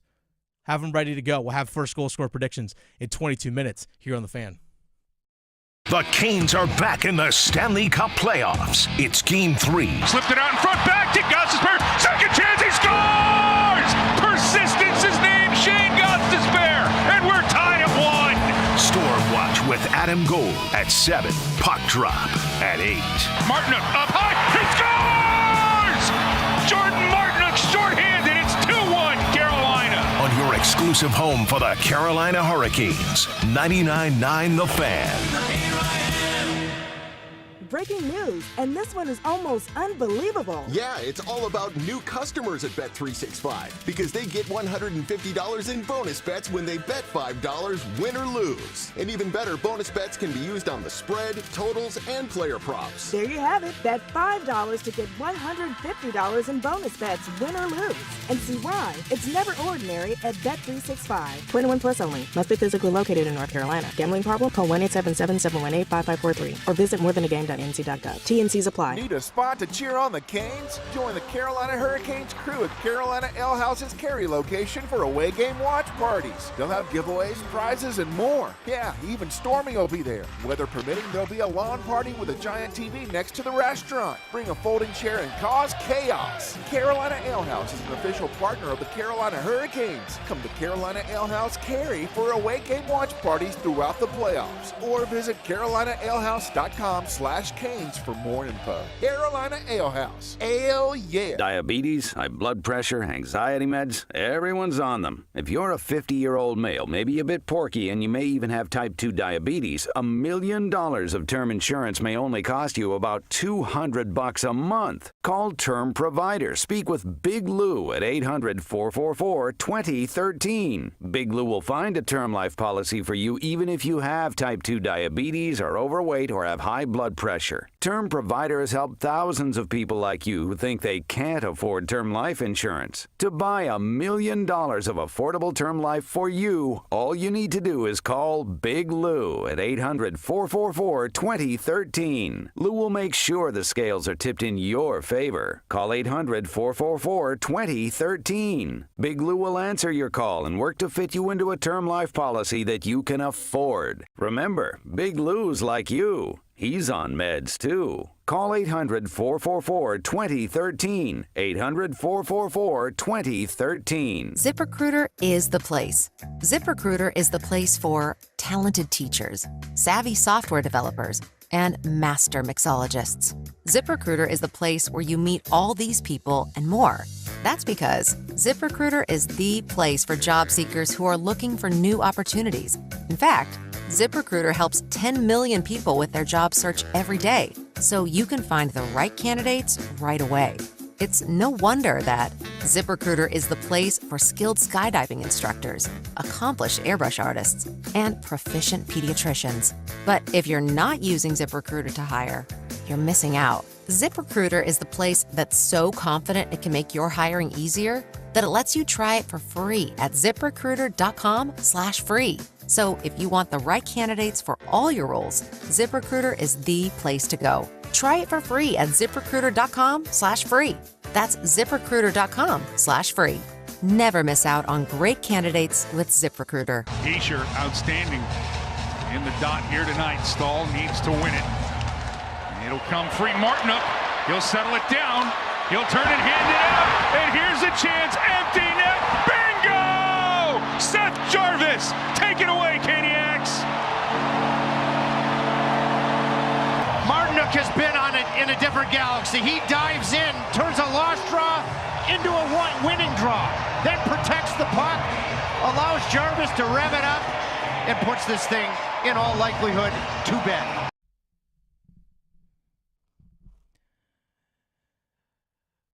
I would love to see an empty netter tonight for the Carolina Hurricanes. Speaking of empty netters, here in about 5 minutes, we're going to talk to the Empty Netters podcast crew of Dan Powers and Chris Powers, part of Almost Friday Media. They're going to join us here in just a little bit. But we now go to our Canes Cup check-in.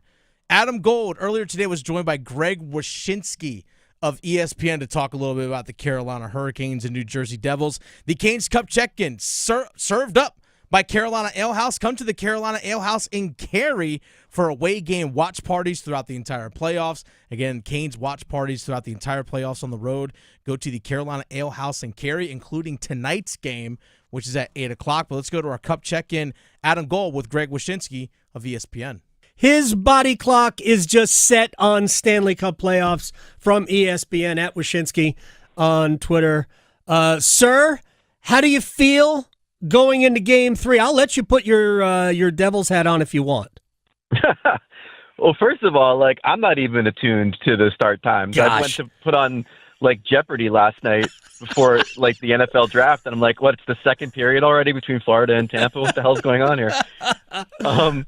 So listen, as an admirer of the Devils, lifelong admirer of the Devils, I came into the series with realistic expectations, which is that their ceiling might be getting through one round without Jack Hughes.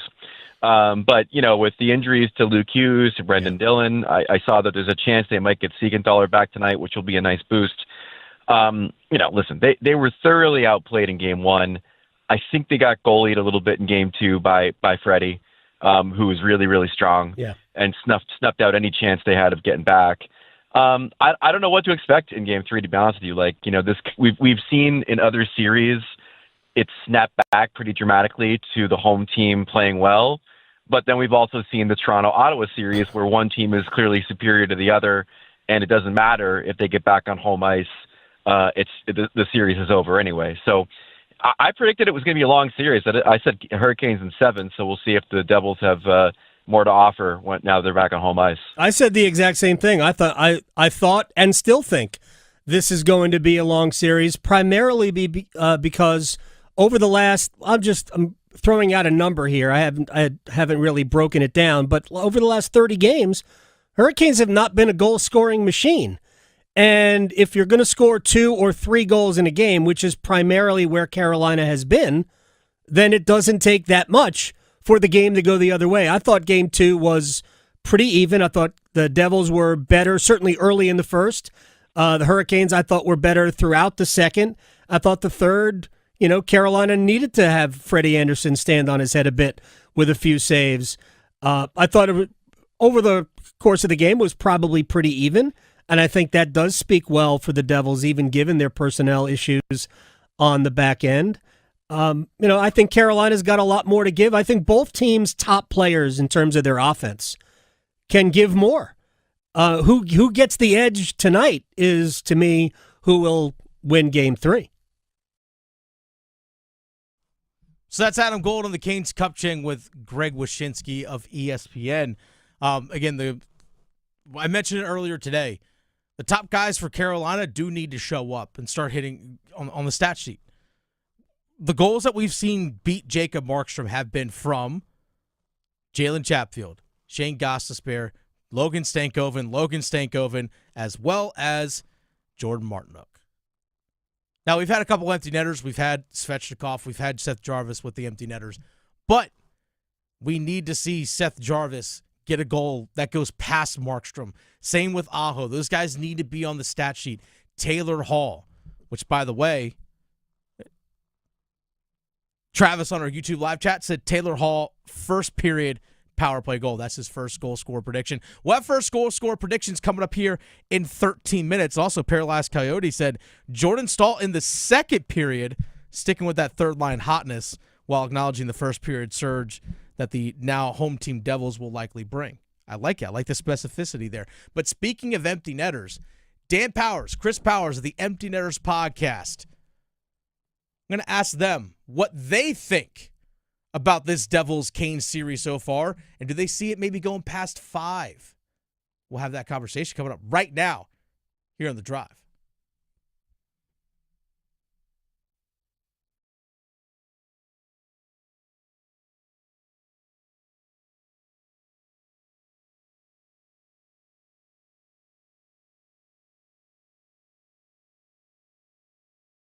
Welcome back to The Drive with Tim Donnelly. Dennis Cox sitting in for Tim Donnelly this afternoon, being joined by the Empty Netters podcast, Chris Powers, Dan Powers.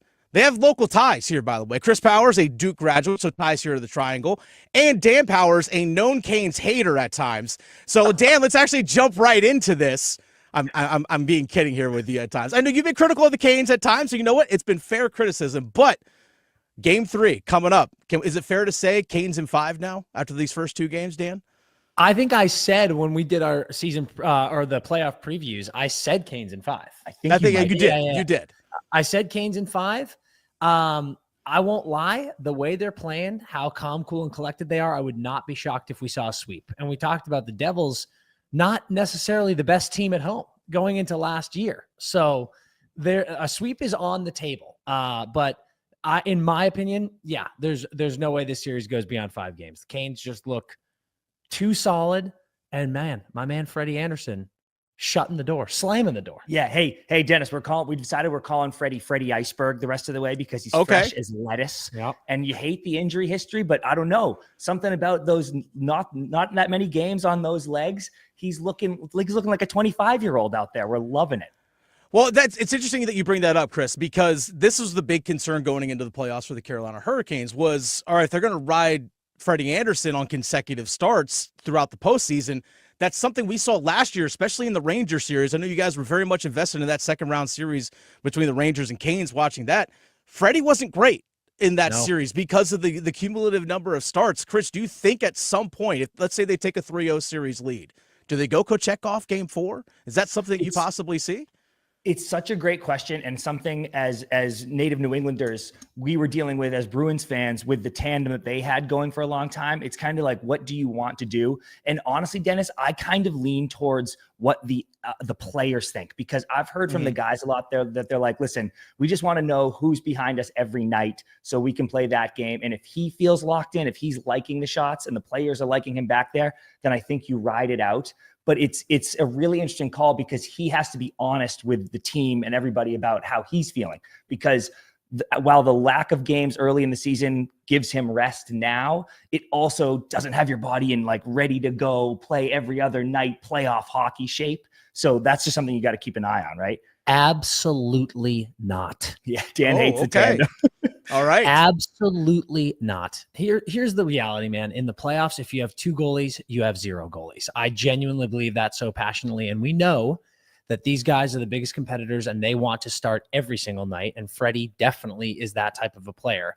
The only way you decide to start someone else, even if you have a 3-0 lead, is if the coaching staff can see that there's noticeable wear and tear and they need a rest. These guys are never going to ask for a rest. But if the coaches see it and they're like, we got to sit him down, fine, do it. But if that's not happening, you play your guy every game. Do not take a hot goalie out of the net. Yeah. And if you're 3-0, that's 3 wins. Why would you take that hot goalie out of the net? You play Freddie every single game unless you have to take till the wheels come off. Till the wheels come off, baby.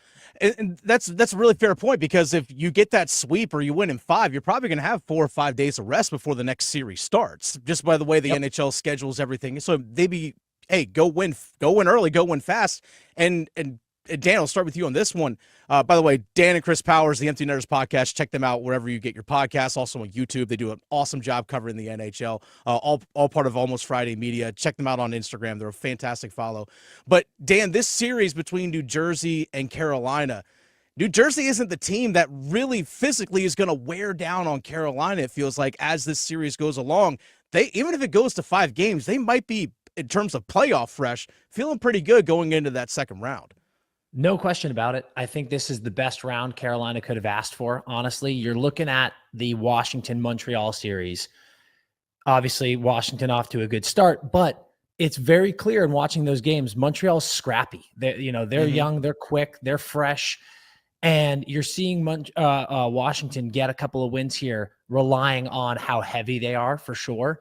And it was really never in the cards Washington and Carolina would see each other in the first round, but that is a matchup that might be coming down the pike here, where that is going to be a lot more banging bodies, intense, gritty.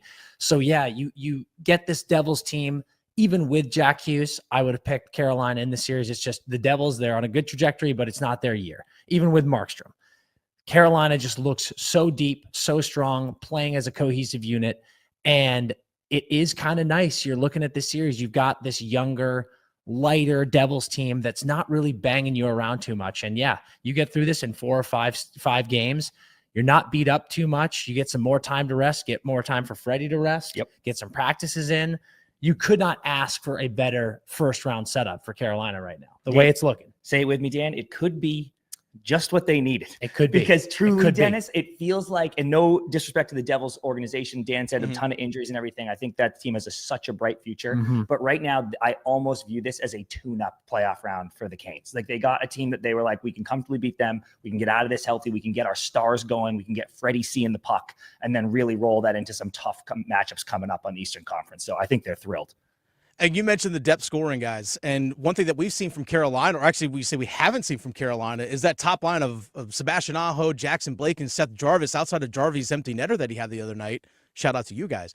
But outside of that, the top line really hasn't been going. It's actually been Jordan Stahl, Jordan Mark, and Logan Stankoven. It's been those guys, William Carrier, Eric Robinson, all chipping in different ways on the offensive end, which are bigger body guys, except for Stankoven, but these guys that play a heavier style. I can only imagine, Chris, to start with you, if the top line for Carolina gets going, they might be white hot possibly going into that second round series, potentially against Washington.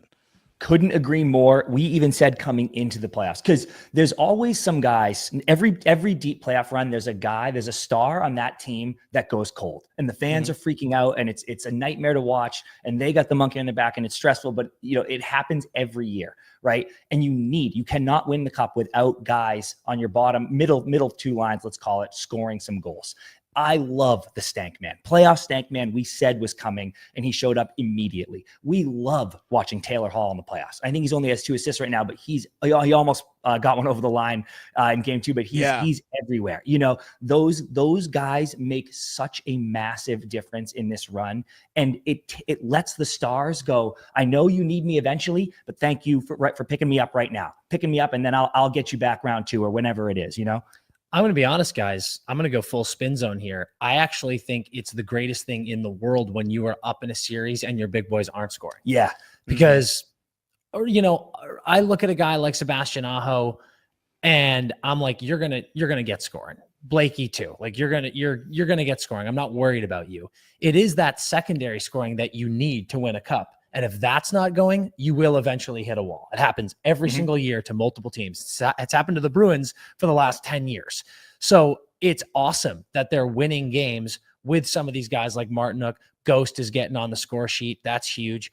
I think it's exactly what you want. And if you get through, let's say they sweep or win in 5, and you don't really have that first line with a lot of goals, it's the best thing in the world. Because then you just go into practice, you take more time, you get those guys going because they will get going. I love it. That's the spin zone for me. Is if your second and third line and some of your D like Ghost there are getting goals for you and you're winning games, ideal. Yeah, truly ideal. That's Dan Powers and Chris Powers, Empty Netters podcast. Again, make sure you check them out wherever you get your podcasts. They're joining us here on The Drive. Dennis Cox sitting in for Tim Donnelly this afternoon. Let's go to Logan Stankoven. And Dan, I'll start with you on this one.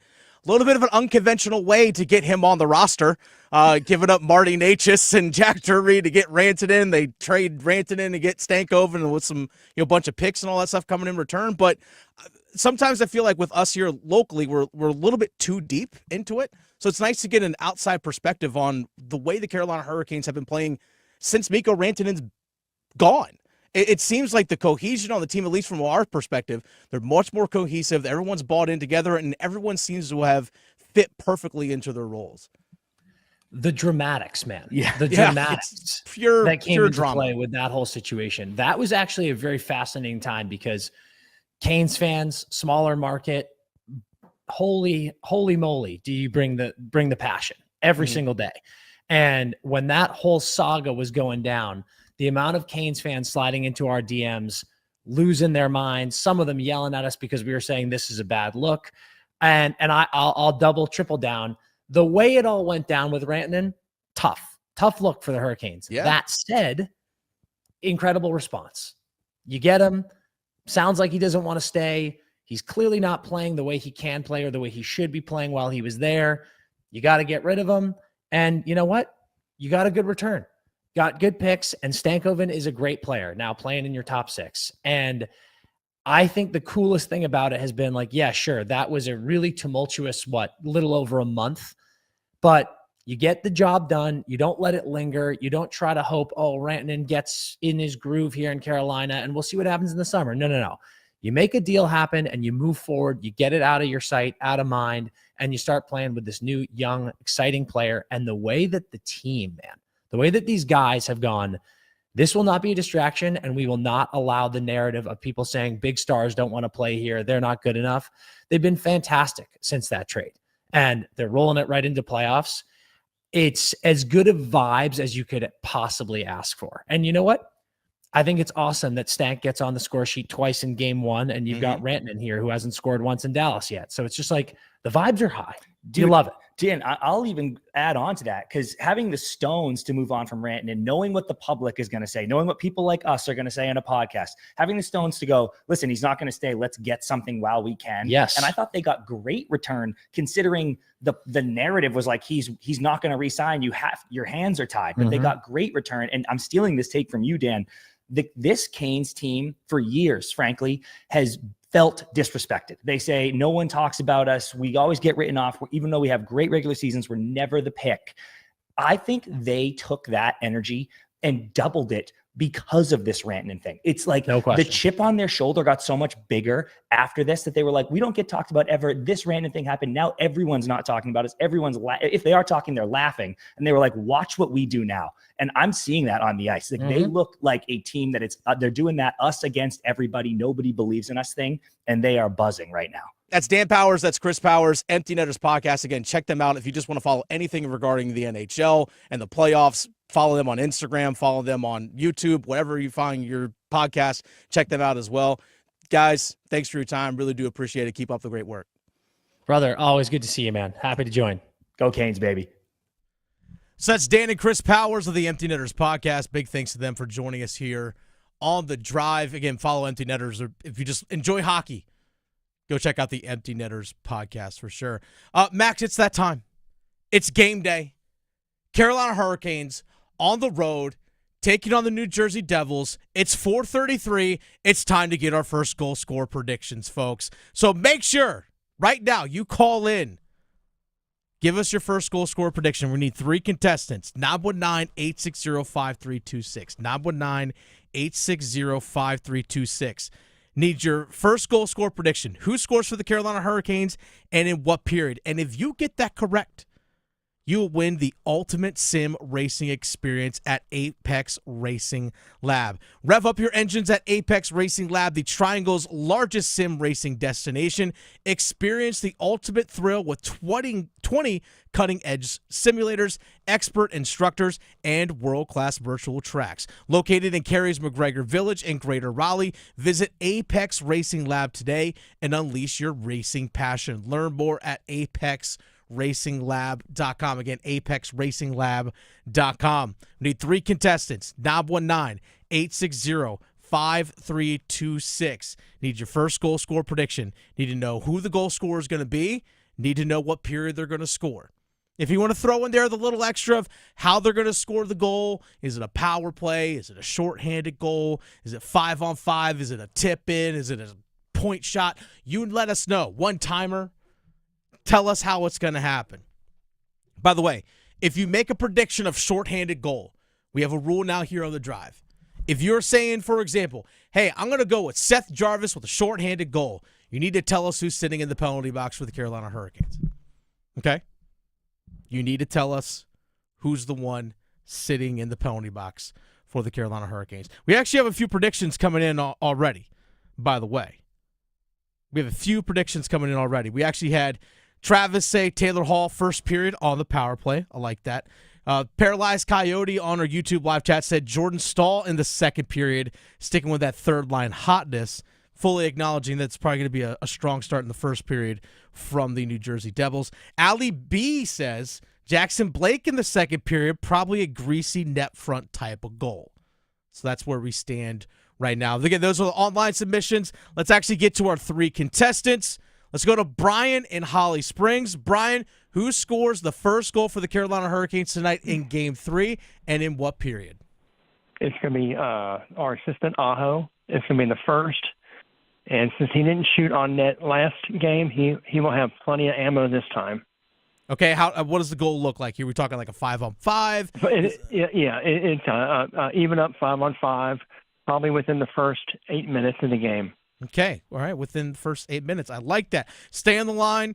Max is going to need to get your information. All right, so stay on the line. Let's go to our next contestant. We have Dylan in Raleigh. Dylan, who's the first goal scorer for the Carolina Hurricanes tonight in Game 3 against the Devils, and in what period? Give me Jackson Blake, first period, 3 minutes in. Okay, Jackson Blake, first period, 3 minutes into the game. How is this goal looking? Are we scoring off the rush on a 3-on-2? Is it a redirect? Is it a power move to the net? What's this goal looking like? It could be a rebound off a shot by Stahl. Okay, so rebound off a shot by Stahl. Okay, all right. Rebound shot by Stahl. Okay, it's a little partial line change out there. All right, perfect. All right, Dylan, stay on the line. Max is going to get some information from you. Let's go ahead and go to Taylor in Holly Springs. Taylor, first goal score prediction tonight for Game 3 for the Canes. Who scores it? What period? All right, I'm agreeing with the empty netters and Travis. I think our middle lines are doing phenomenal right now. Okay. I think they're going to continue to do great. I think Taylor Hall is going to get that first goal, possibly in a power play. I kind of agree with Travis there. I think Stankoven's going to get a point tonight. I think we're going to finish off the night with a goal from Svetch, too. Okay. But first goal, Taylor Hall in the first. Taylor Hall, first period power play goal. Okay, I like this. Power play needs to get going. I'd see power play get a little bit going. Now, they did have one power play go off a beautiful pass from Taylor Hall to Logan Stankoven in game 1. And the special teams battle has clearly been in favor of the Carolina Hurricanes so far. Hopefully they can continue to do that tonight. Taylor, stay on the line. Max is going to get some information from you. You know, I was thinking, Max is getting this information. I'm thinking about earlier today, like, what would my pick be on the road? Okay? Now, on the road, it's a lot more difficult. On the road, it's a little bit more difficult to get matchups that you want, right? So, for example, it's going to be a lot harder for Rob Brindamore to get Jordan Staal on the ice against Nico Hischier, who's the top center for the New Jersey Devils. It's a lot more difficult in that regard. But sometimes, well, actually, oftentimes, you get fourth-line matchup on fourth-line matchup, whether you're on the road or whether you're at home. And I really like Carolina's fourth line going up against whomever the fourth line is going to be, whether it's Tomas Tatar, who's been a healthy scratch as a veteran for much of the time, whomever it is. I like Carolina's fourth line tonight to really get things going. Dirty, greasy, ugly goal where the ball, good Lord, where the puck gets pinballed around off a bunch of skates, and who's there to poke it in right there off the goal line? Eric Robinson. Give me Eric Robinson, first goal scorer tonight for the Carolina Hurricanes, 16 minutes into this one. So 4 minutes left on the clock, roughly around that time. Eric Robinson for the Carolina Hurricanes. He gets the goal, give an assist to Kaye, also give an assist to Sean Walker. He's going to just put a point shot in. It's going to get kicked around. Kaye is going to get a piece of it, and Eric Robinson is going to be right there in the blue paint to knock it in. So give me Eric Robinson, first period, 16 minutes into this one. Fourth line gets a greasy goal today.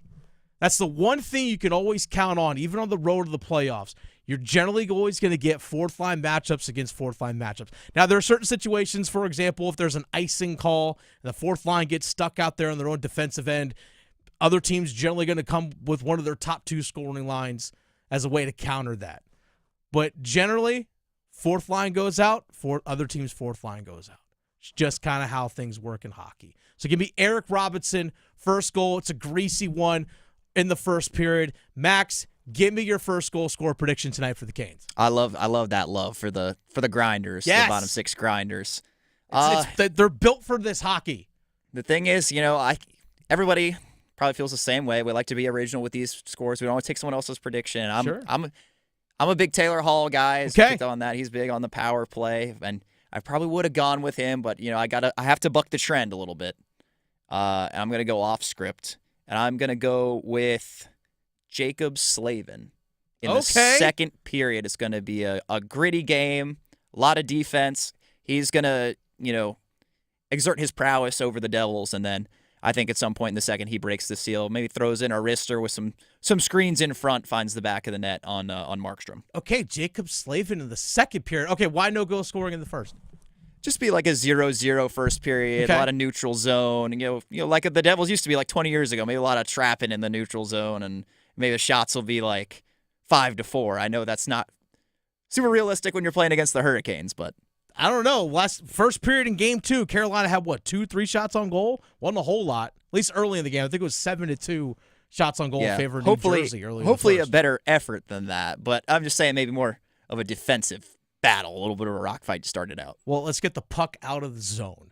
That was a big-time struggle. That was a big-time struggle in the first period in game number 2. Hopefully that's not the issue tonight. Because last thing you want to do is let the Prudential Center get buzzing. Nuh-uh.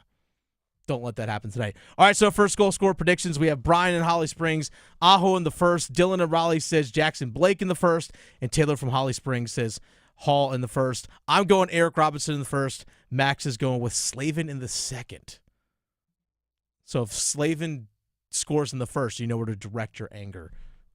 Actually, I'm sorry. If the Canes don't score in the first, you know where to direct your anger. It's at Max. It's the Drive with Tim Donnelly on 99.9 The Fan. I like to think these goal-scoring predictions, they're bold predictions. They're bold predictions. That's why we always ask for specifics. Bold predictions. And at 4:45 every single Friday, real bold predictions on the Drive. True bold predictions. Next. Do you ever go to the Carolina Hurricanes games and find yourself thinking, what do the players eat before the game? What are their pregame rituals? What kind of music gets them pumped up ahead of the game? How sacred is the game day nap? What's the postgame mood on the team plane? Check out my new podcast, Iced Tea, with me, Megan LaMontagne.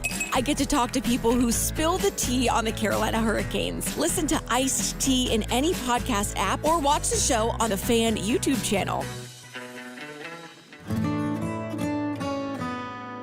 It's the first day of the first grade, and she found a new best friend. It's a laid-back Sunday afternoon, you wish would never end. The homemade taste of Bluebell, and good friends gathered round. The good old days are being made right now. Chocolate lovers are going absolutely bananas over our new Bluebell Banana Fudge. Rich milk chocolate ice cream swirled with a scrumptious banana-flavored ice cream. Your favorite banana fudge bar, now in a carton. The good old days are being made right now. The good old days are being made right now. Look for Bluebell ice cream at your neighborhood Food Lion. As America's leading business lender, Bank of America is on your corner and in your corner, right here in the Triangle. With $215 billion in business loans and over 3,700 business specialists across the nation, we help businesses thrive so communities prosper. What would you like the power to do? Learn more at bankofamerica.com/local business. Bank of America, official bank of FIFA Club World Cup 2025. Copyright 2025 Bank of America Corporation, all rights reserved. The North Carolina Courage, the Triangle's premier professional women's soccer team, and First Horizon Stadium in Cary is the place to be. To be fierce, to be powerful, and to be a Courage soccer fan. Watch the Courage play KC Current on April 26th. Get your tickets at nccourage.com. Make your next tailgate more electric when you plug into a new Ford F-150 or Super Duty truck. Not only do they light up the scoreboard with outstanding payload and towing numbers, with available Pro Power on board, you can turn these Ford trucks into mobile generators to give your tailgate party an extra boost of energy. Visit your Carolina Ford dealer or buyfordnow.com for great offers and to learn more about F-150 and Super Duty. See Owner's Manual for important operating instructions. Now great work by Orlov. He'll fish it away. Here comes Martinook. He's got Stahl with him. Martinook up high. He scores! He continues to beat the devil. Jordan Martinook shorthanded. It's 2-1 Carolina.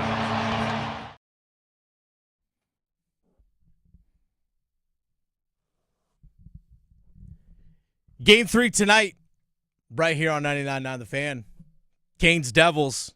Canes look to take that 3-0 series lead. I feel like once you get to 3-0, it's a matter of time, you know? Just a matter of time at that point. Tell that to the 2004 Red Sox. They're the exception, okay? They're the exception. Yankees blew that. Call it what it is. But this is an opportunity where the Carolina Hurricanes can break the spirits of this team. They can break the spirits of the New Jersey Devils this weekend. I will say this. I am on record. I will repeat it. The Carolina Hurricanes will split their 2 games this weekend. Maybe that's my bold prediction. Let's actually go into real bold predictions right here on the drive with Tim Donnelly on 99.9 The Fan. Dennis Cox sitting in for Tim Donnelly this afternoon. Max Gorin producing the show today. Let's go right into it. Real bold prediction. The Carolina Hurricanes will split their games this weekend. Tonight against the Devils, Sunday against the Devils. Real bold prediction. They split these 2 games, Max. Okay, that's the buzzer. All right, by the way, we have a true checks and balances system when it comes to real bold predictions here on the drive. So the buzzer that you just heard, that's Max saying, no, that prediction is not bold enough. But if I do hear the bell, that means it was a truly real bold prediction. Okay. So I said they're going to split their games. Not bold enough. All right, how about this? Carolina Hurricanes win Game 3 tonight, but lose Game 4 on Sunday. That's the more specificity here on the split.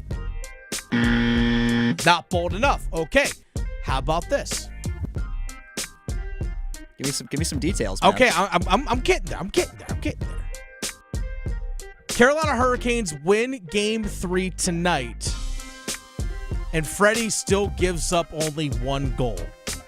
And they lose. Okay, there it is. That'd be 3 straight games for him only having allowed 1 goal. Yeah, three straight playoff games, 1 goal. I feel that's bold enough right there. Yeah. Even regardless of the result on Sunday. So, yes, I'm going to say Sunday, Carolina Hurricanes lose. It's a fast turnaround. This is actually what's kind of fascinating when I think about going from Friday to Sunday. I don't know how much Rob Brindamore has thought about this, if any at all. Maybe one of his assistants has. I'm not entirely sure. Because generally as a coach, you're literally just taking it 1 game at a time. But it's an 8 o'clock game tonight. 7 o'clock Storm Rush right here on the Fan. Sunday's game is a 3:30 puck drop. That's a faster turnaround. I'm wondering if Rod is already thinking about potential, all right, can I get a couple fresh legs on the ice? At least, if they're up 3-0, do you put Jankowski in there? Do you put Pyotr Kochetkov in there? We talked with Dan and Chris Powers of the Empty Netters podcast, and I asked them, hey, if you go up 3-0, do you put Kochetkov in and give Freddie a rest? They said no. Ride the hot goalie if that's the case. I think you got to get him in there to keep his legs fresh in case, you do want to go to him later. You don't want him having to sit the whole series. And we did see last year that Kochetkov didn't play till I think it was Game 5, if I remember correctly. Or was it Game 4? One of the games against the New York Rangers. Yeah, he didn't. I don't think he played at all in the first series. He played Game 3 against the Rangers, which they lost in overtime. Yes, but he played a pretty good game in that game, and then ultimately, they were out a couple of games later. He didn't get another chance to get in the nets. But I think a few more reps, at least 1 game in the first round, just to kind of keep him fresh. Because you never know where you're going to need them. All right, speaking of this weekend, again, 2 games for the Canes. 1 tonight, 1 on Sunday. Sebastian Aho will have multiple points over the weekend. Okay. Sebastian Aho will have 3 points between the 2 games. Not bold enough. Reluctant buzzer. I mean, he is the franchise all-time leader in playoff points. Okay, that's a fair point. That is a fair point. All right, let's go Sebastian Aho. 3 points this weekend. 2 of them goals. Let's go. I'll give you that. that one. Okay. If Sebastian Aho has 3 points this weekend and 2 of them are goals, I feel good about Carolina moving forward. Again, I'm going to say in the record, they split this weekend. But if that top line, even just the top 6, is contributing on the stat sheet, they're scoring goals. We've already seen the depth scoring carry the offense the first 2 games. But if we actually get the top guys going, along with that depth scoring, well, watch out. And this is something I brought up earlier with the Empty Netters guys, is that Carolina has won these games 4-1 and 3-1 with their top guys not scoring. At least actually beating the goaltender. I know that, Seth Jarvis had the empty netter in the last game and all that. But you're scoring and getting contributions from your depth guys while you're not giving up anything defensively. And it's like, all right, hey, we're winning. Now the top guys get going. It only helps build going forward. Only helps build going forward. All right, so there's a couple of bold predictions so far. Let's actually, you know what? Let's go to a draft one here. NFL draft one here, Max, for the Carolina Panthers. Heard that a lot yesterday. The Carolina Panthers, they're set to have 2 draft picks today, pick 57 and 74. The Carolina Panthers trade up in the 2nd round. Okay, I was prepared to do more, but okay. I think the Carolina Panthers legitimately can move up 7 or 8 spots in the 2nd round to get to around pick 50, 49, 50 being where Seattle is, Cincinnati sitting there at 49. I think Carolina is poised to make a move up by having the extra 4th-round pick that they got from the Dallas Cowboys in the Jonathan Mingo trade, the extra 5th-rounders that they have as well, one from the Giants from the Brian Burns trade, one that they got from the Baltimore Ravens as part of the whole Deontay Johnson trade. Having those extra picks is going to allow them to move up. I think they move up today. Here's another bold prediction. I think they move up a little bit in the second round, but here's another one, Max. I think the Carolina Panthers move back into the 3rd round and actually make 3 draft picks today. Let's go. Yes, sir. I think they can take one of their 4ths and one of their 5ths. Looking at the NFL draft chart, for example, they're in the NFL draft, each pick, teams they use like a chart where there's a numerical value assigned to each draft pick.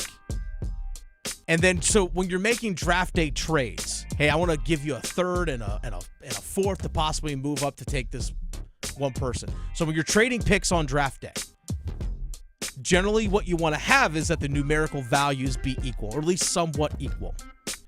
So Carolina, if they wanted to, could take their 4th round, one of their 4th round picks, let's say pick 111, which is their first of 2 4th round picks. They could take that pick and their second 5th round pick. That value between those 2 picks is 105. That might be enough to get you to pick 99 with the Houston Texans, which is a value of 104. Or maybe if Miami's willing to trade back from pick 98, their value is 108. So again, very comparable. I think that's something that Carolina could do today and still not sacrifice future picks in order to do so. So you would take a 4th and a 5th to move into the bottom of the 3rd round. I think that's something that they could potentially do today. And I talked about, again, they can move up in the 2nd round as well. They could take another one of their 5th round picks. Again, they have 3 of them. And potentially move up, like I said, to pick 51, 52, 4, 5, 6, 7 spots to potentially get a guy that they want. That's like, all right, a couple safeties that come off the board. We really need to get one. Xavier Watts is sitting right there. Whomever it might be, let's go get him. Just for the fans, too, to add picks. Give them something to cheer about, right? You got to wait from the beginning of the night all the way to 57 to start with. Like, that's a long time when your team is just not involved. It's only 7 minutes for picks now in the 2nd round. It's only 7 minutes per pick as opposed to the 1st round. It's 10 minutes per pick. But I'm excited to see what Carolina can do today. Again, I think Dan Morgan is poised to move up a little bit in the 2nd round, but also take 2 of their picks from tomorrow, a 4th and a 5th, to move back into the bottom of the 3rd round today. And that way they can get 4 picks in the top 100. I'd love that. It's The Drive with Tim Donnelly on 99.9 The Fan. Dennis Cox sitting in for Tim Donnelly this afternoon. Max producing the show today. Those were real bold predictions. 3 hours from now, roughly 3 hours from now, the Carolina Panthers are going to be in the Prudential Center. The puck is going to drop tonight. Game 3. Carolina Panthers playing hockey tonight? You know what? They should. This is... You got the draft on the mind, big time. This is the one downside of covering the Hurricanes and the Panthers, because you say Carolina. Just get Carolina. It's just in your head. We're going to hear a lot about Carolina in the starting 5, including the Carolina Panthers in the NFL draft, the Carolina Hurricanes in Game 3, as well as Carolina men's basketball, the Tar Heels, all coming up in the starting 5 next. The Canes are back in the Stanley Cup playoffs. It's Game 3. Slipped it out in front, back to Gostisbehere. Second chance, he scores! Persistence is named Shane Gostisbehere, and we're tied at 1. Storm Watch with Adam Gold at 7. Puck drop at 8. Martinook up high, he scores! Jordan Martinook shorthanded, it's 2-1 Carolina. On your exclusive home for the Carolina Hurricanes, 99.9 The Fan. Dear McDonald's, your breakfast menu? Fire. 10s across the board. I could be happy with anything, even though I order the same thing every time. Thanks for not judging me. I'll try something new next time. Maybe. Get your faves for less. Buy a sausage McMuffin with egg for $2.50 at any size Sprite for $1.49. Price and participation may vary, cannot be combined with any other offer or combo meal. Ba-da-ba-ba-ba. The Body Armor State Games are coming to Greensboro this June. Registration is open to athletes of all ages and skill levels in 20 different sports. The Body Armor State Games feature 11,000 athletes and 600 teams. Don't miss out on North Carolina's largest sports festival of the year. Visit bodyarmorstategames.org today. The Body Armor State Games are proud to partner with Truist, Lowe's Foods, and Blue Cross and Blue Shield of North Carolina. Hey, it's Adam Golden. I am in studio with my friend Jeff Hoffman from the Aluminum Company of North Carolina. Windows. Everybody needs them. There are a lot of different styles. Do you have a favorite? No, I don't have a favorite. You don't have a favorite window? Do not, but I will confuse you with the bay and the bow window. Everybody confuses me. That's not hard. Bow window. It's round, no corners. Bay window. Square. Corners. Yes. But bays are round. I don't know. Don't even...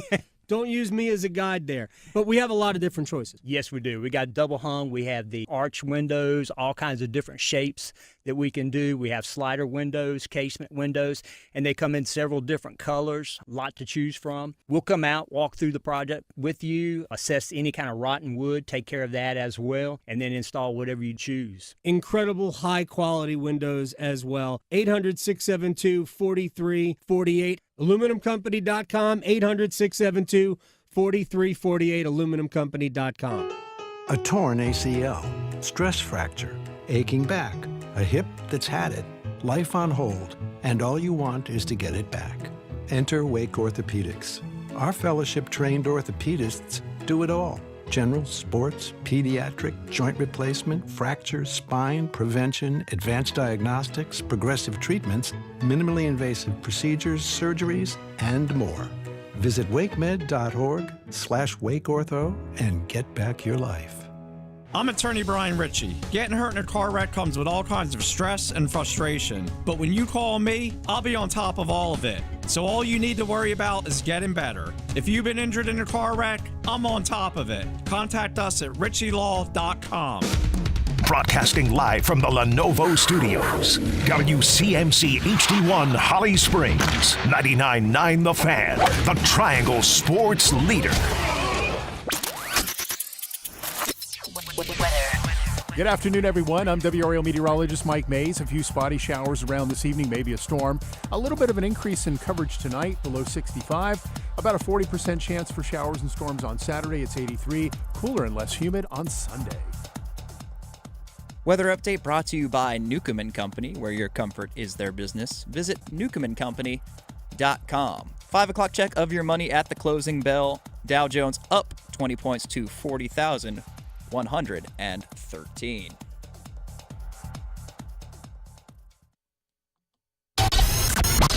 It's 5 o'clock. Time to serve up the biggest sports stories of the day. Here comes your starting five.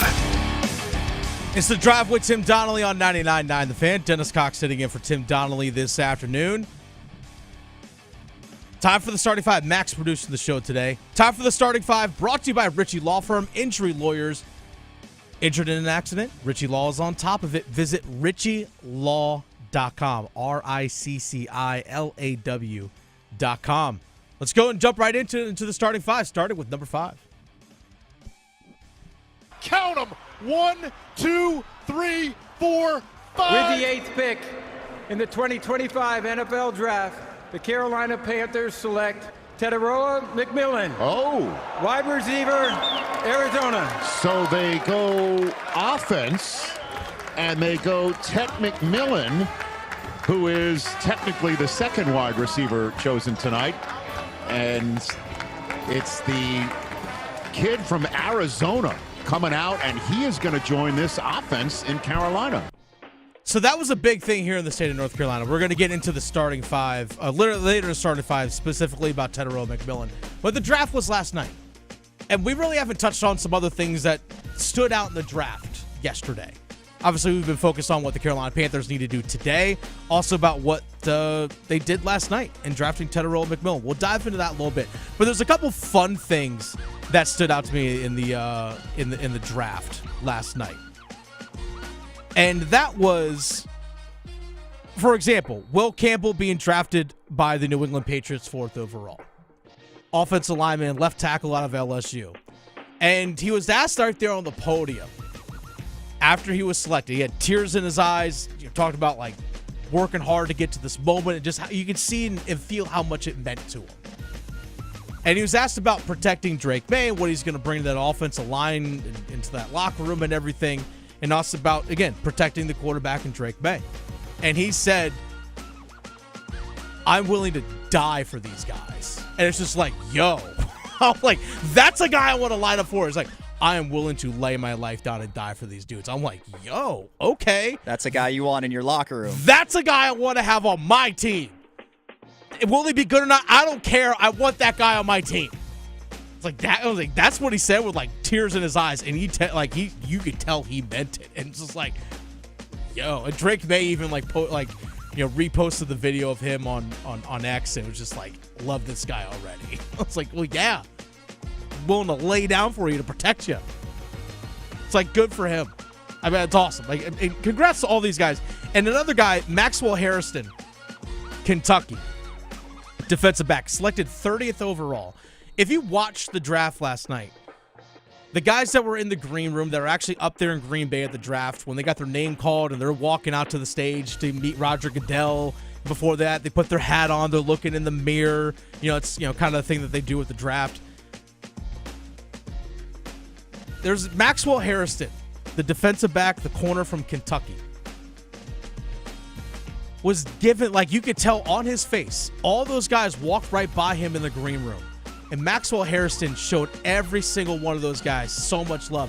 You can see on his face how genuinely excited he was for those guys to get drafted. And he was excited for the success of others. That was a really cool moment. Just seeing that every time those guys walked through, that he was dapping them up, giving them hugs, and they walk by, and he kind of turns to look at the guy walking away after he gives him a hug, and you can see a genuine smile on his face. And then when he got drafted, some of those guys that went back into the green room were showing him that exact same love to him when he got drafted. I was like, that was a really cool moment, seeing other people celebrate the success of others. That was a really awesome moment. And the final thing, yo, Atlanta Falcons, I did not know you had that in your game. Atlanta Falcons at 15 overall took Jalen Walker, who's a North Carolina native from Salisbury, won a state championship. We talked to his high school coach yesterday right here on the drive, Blake Hinson.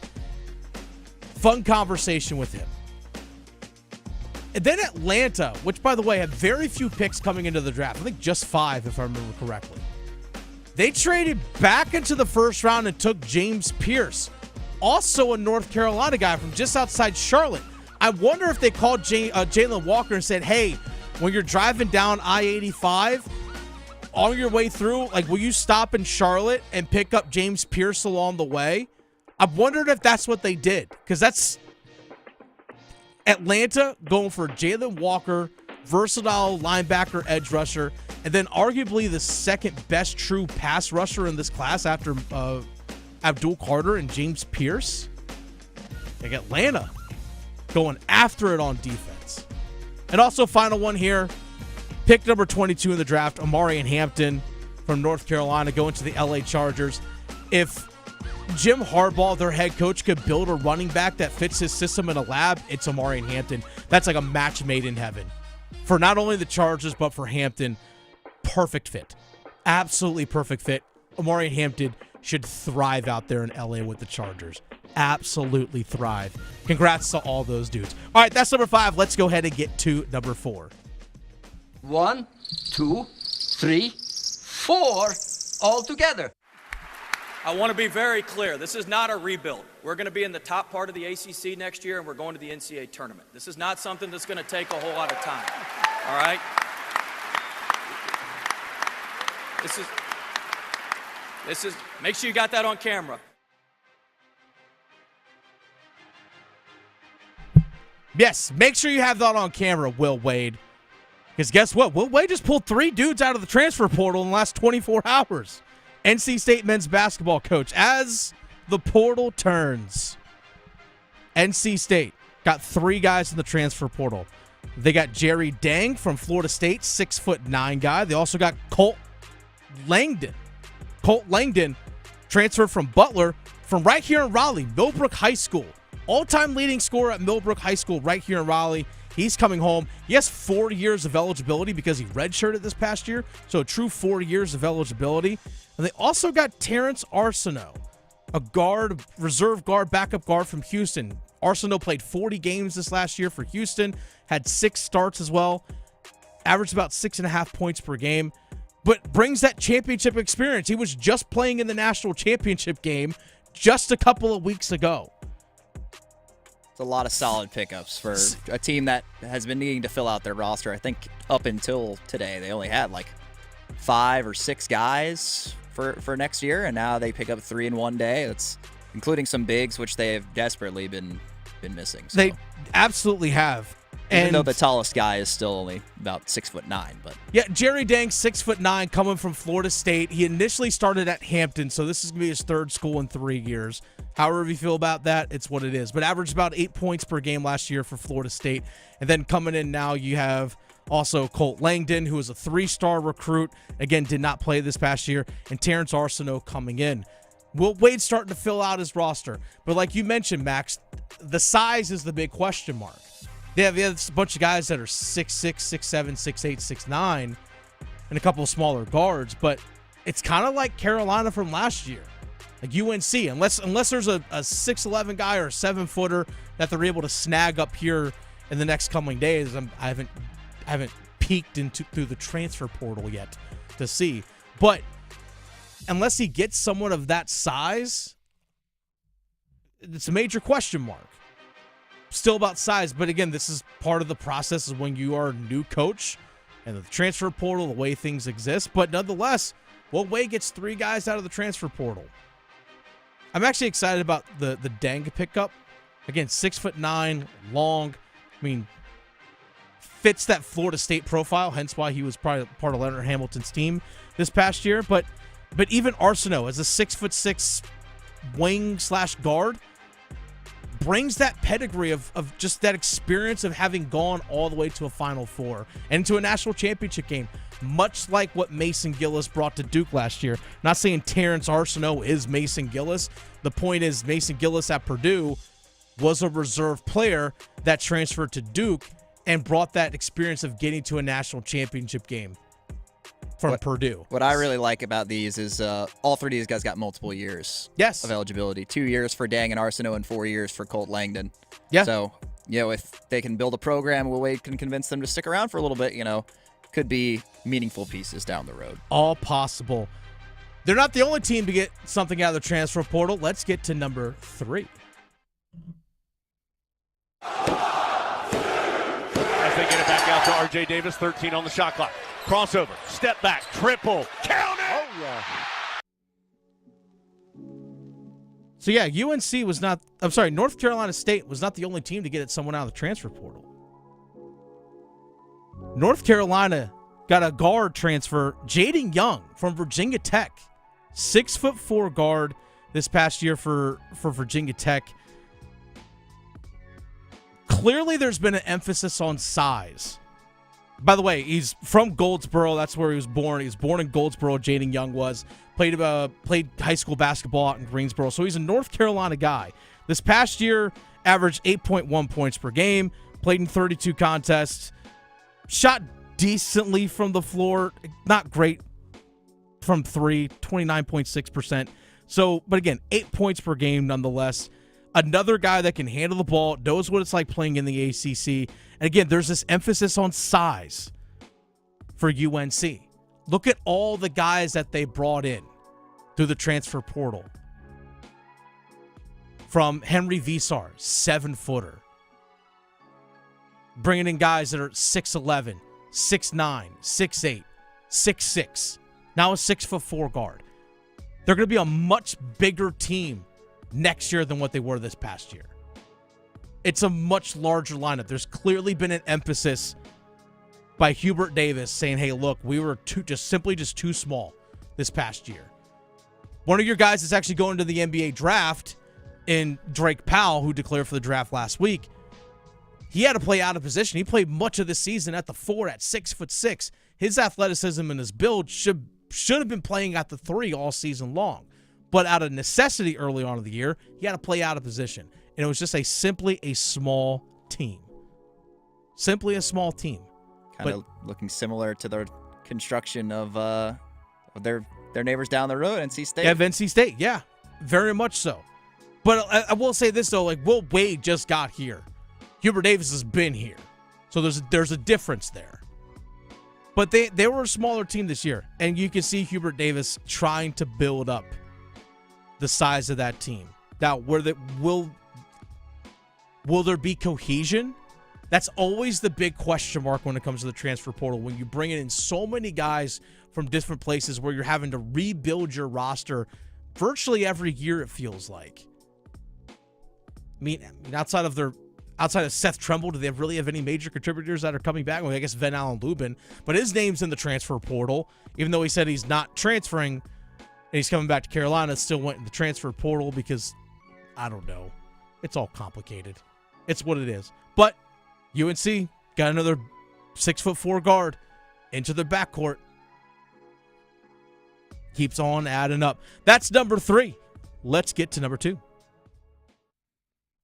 Just the two of us. And it's Stankoven. He scores! A power play goal for Logan Stankoven. His second of the period puts the Canes up 3-0.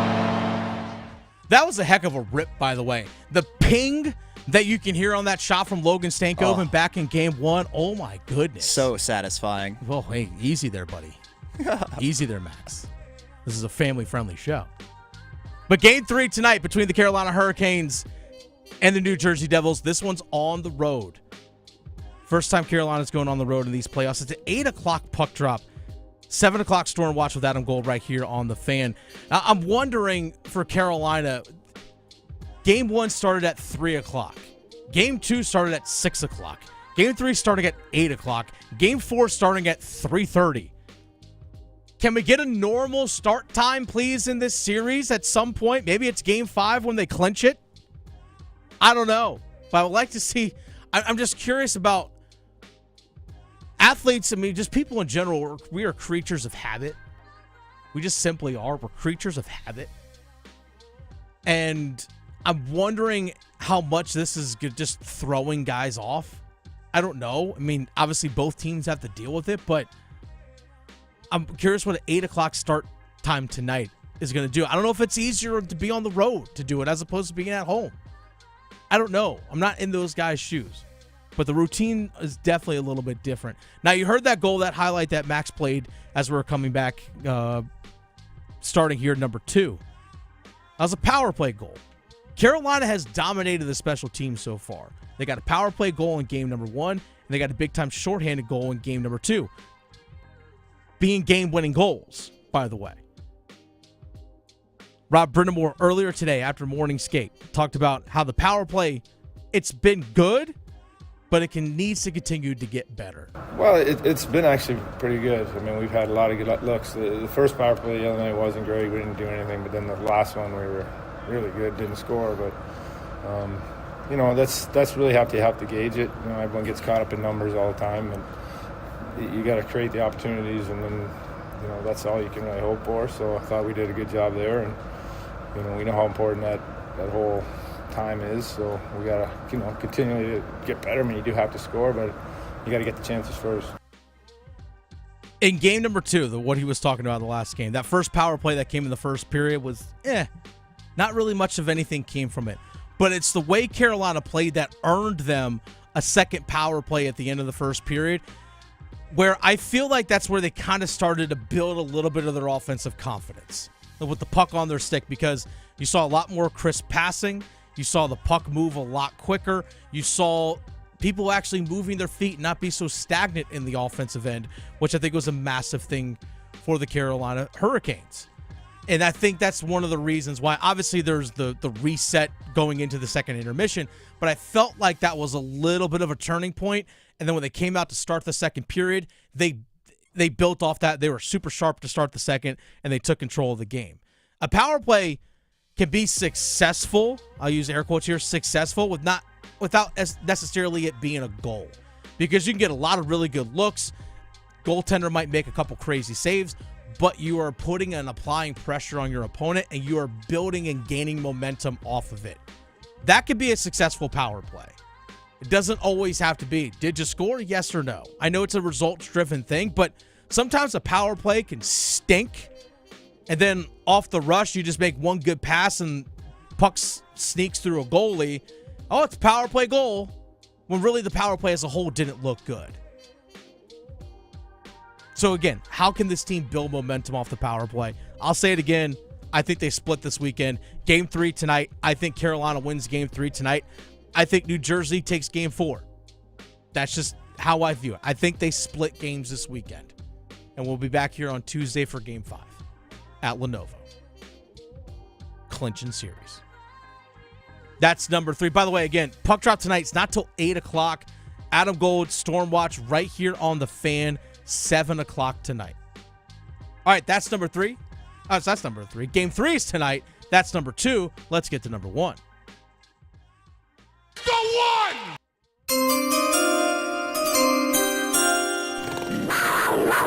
Ah, yes. The NFL draft.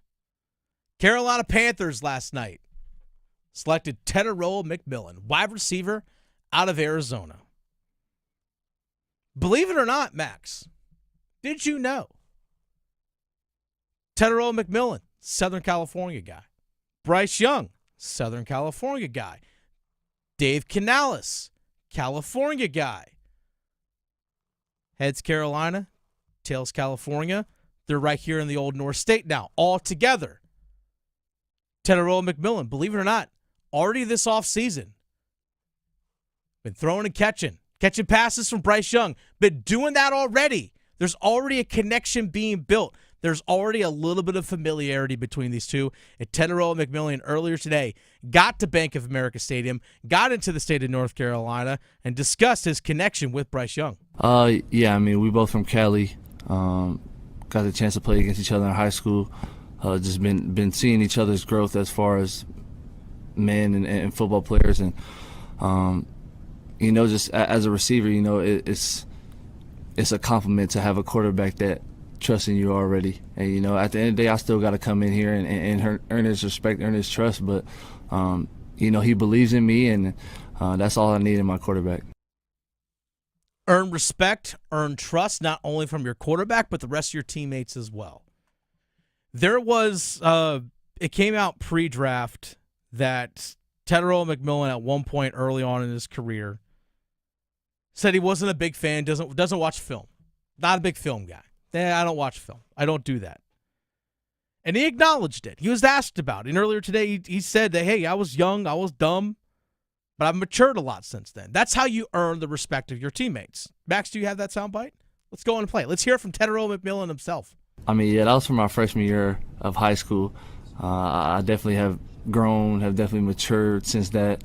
I feel like I wouldn't be here in front of y'all today without loving this game, without watching film. So, that was just dumb, young and dumb freshman me.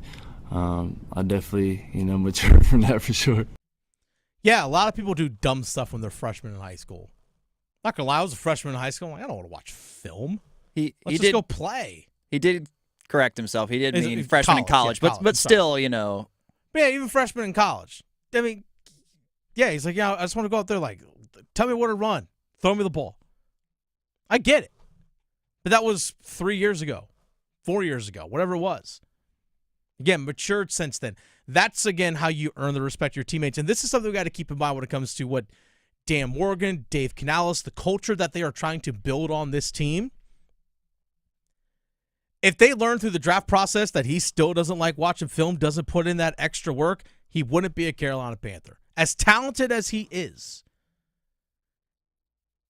the culture on that team won't allow that to happen. I think this is something we have to keep in mind, especially on the offensive side of things for the Carolina Panthers. I was fortunate enough to be able to go to multiple games last year. I think we went to all but one home game last year for the Panthers. Going into the locker room and talking to players after the game.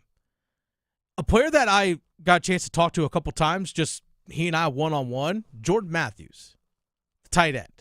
Spent most of the season on the practice squad, veteran NFL player, was formerly a wide receiver with the Philadelphia Eagles, was actually a number 1 wide receiver for them for a little bit, eventually converted into tight end, like up and down on the roster, practice squad, active roster for the last few years after switching over to tight end a few years ago.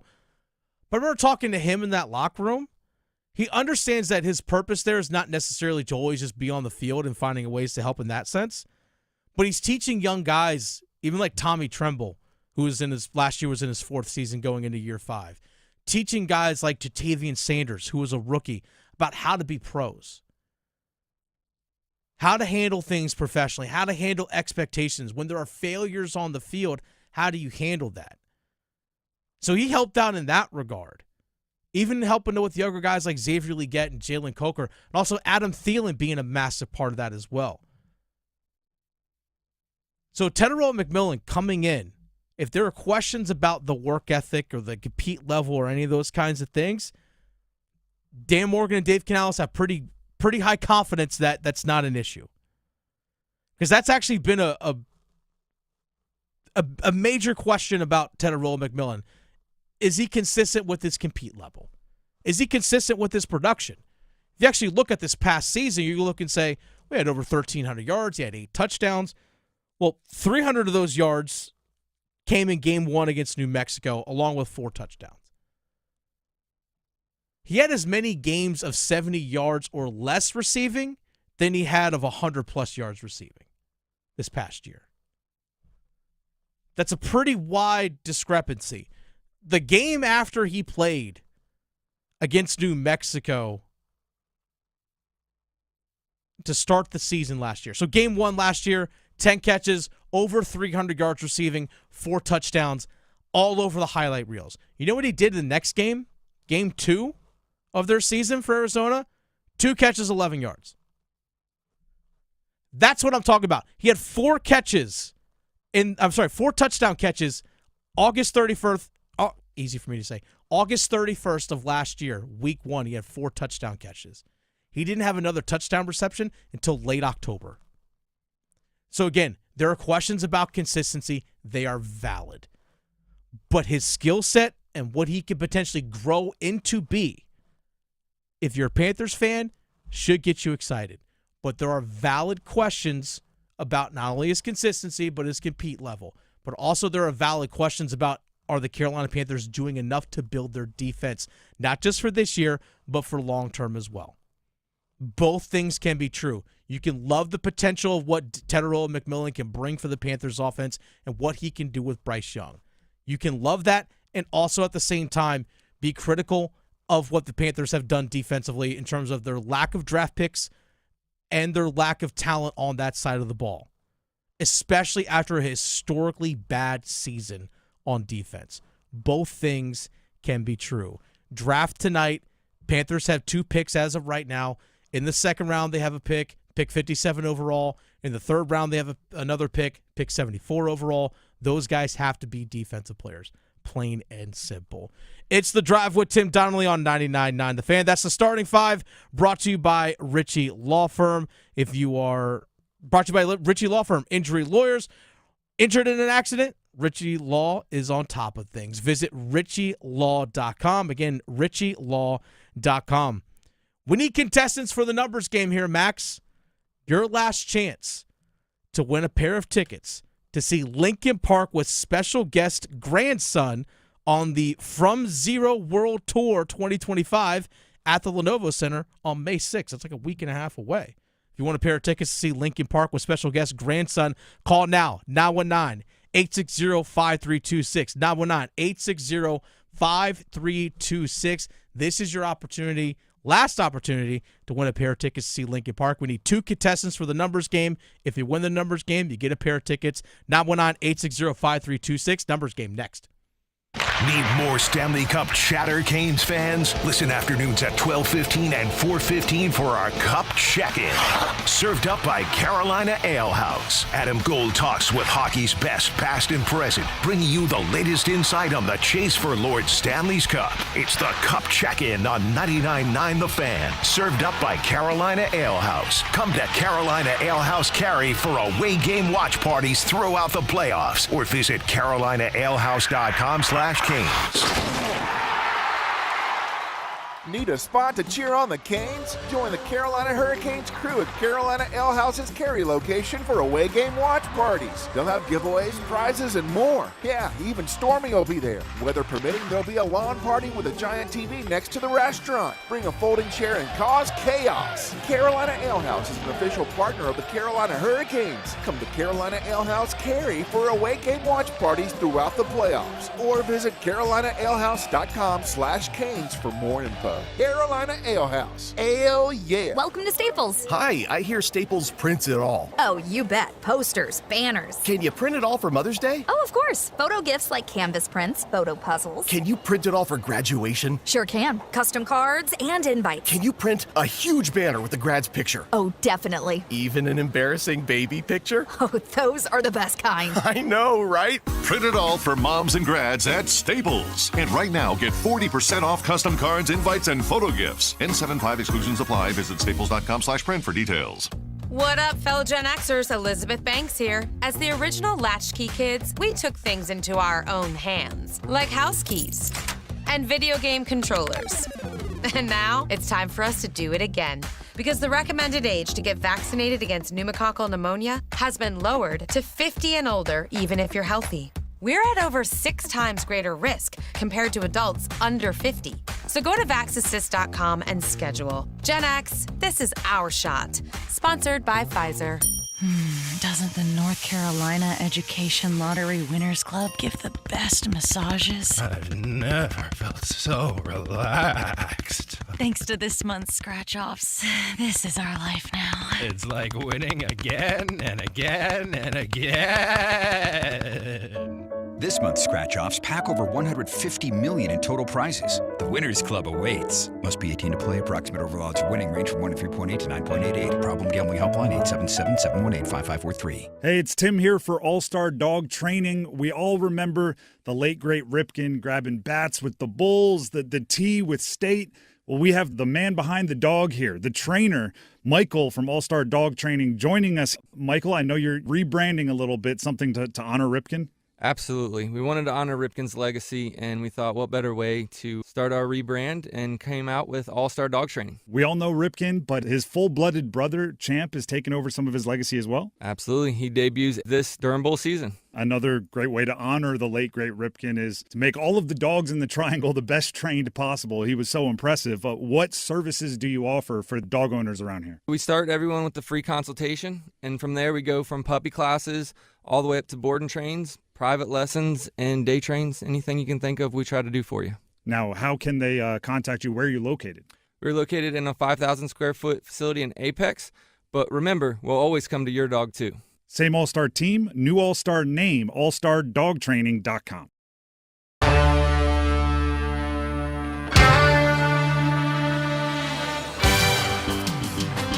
It's The Drive with Tim Donnelly on 99.9 The Fan. Dennis Cox sitting in for Tim Donnelly this afternoon.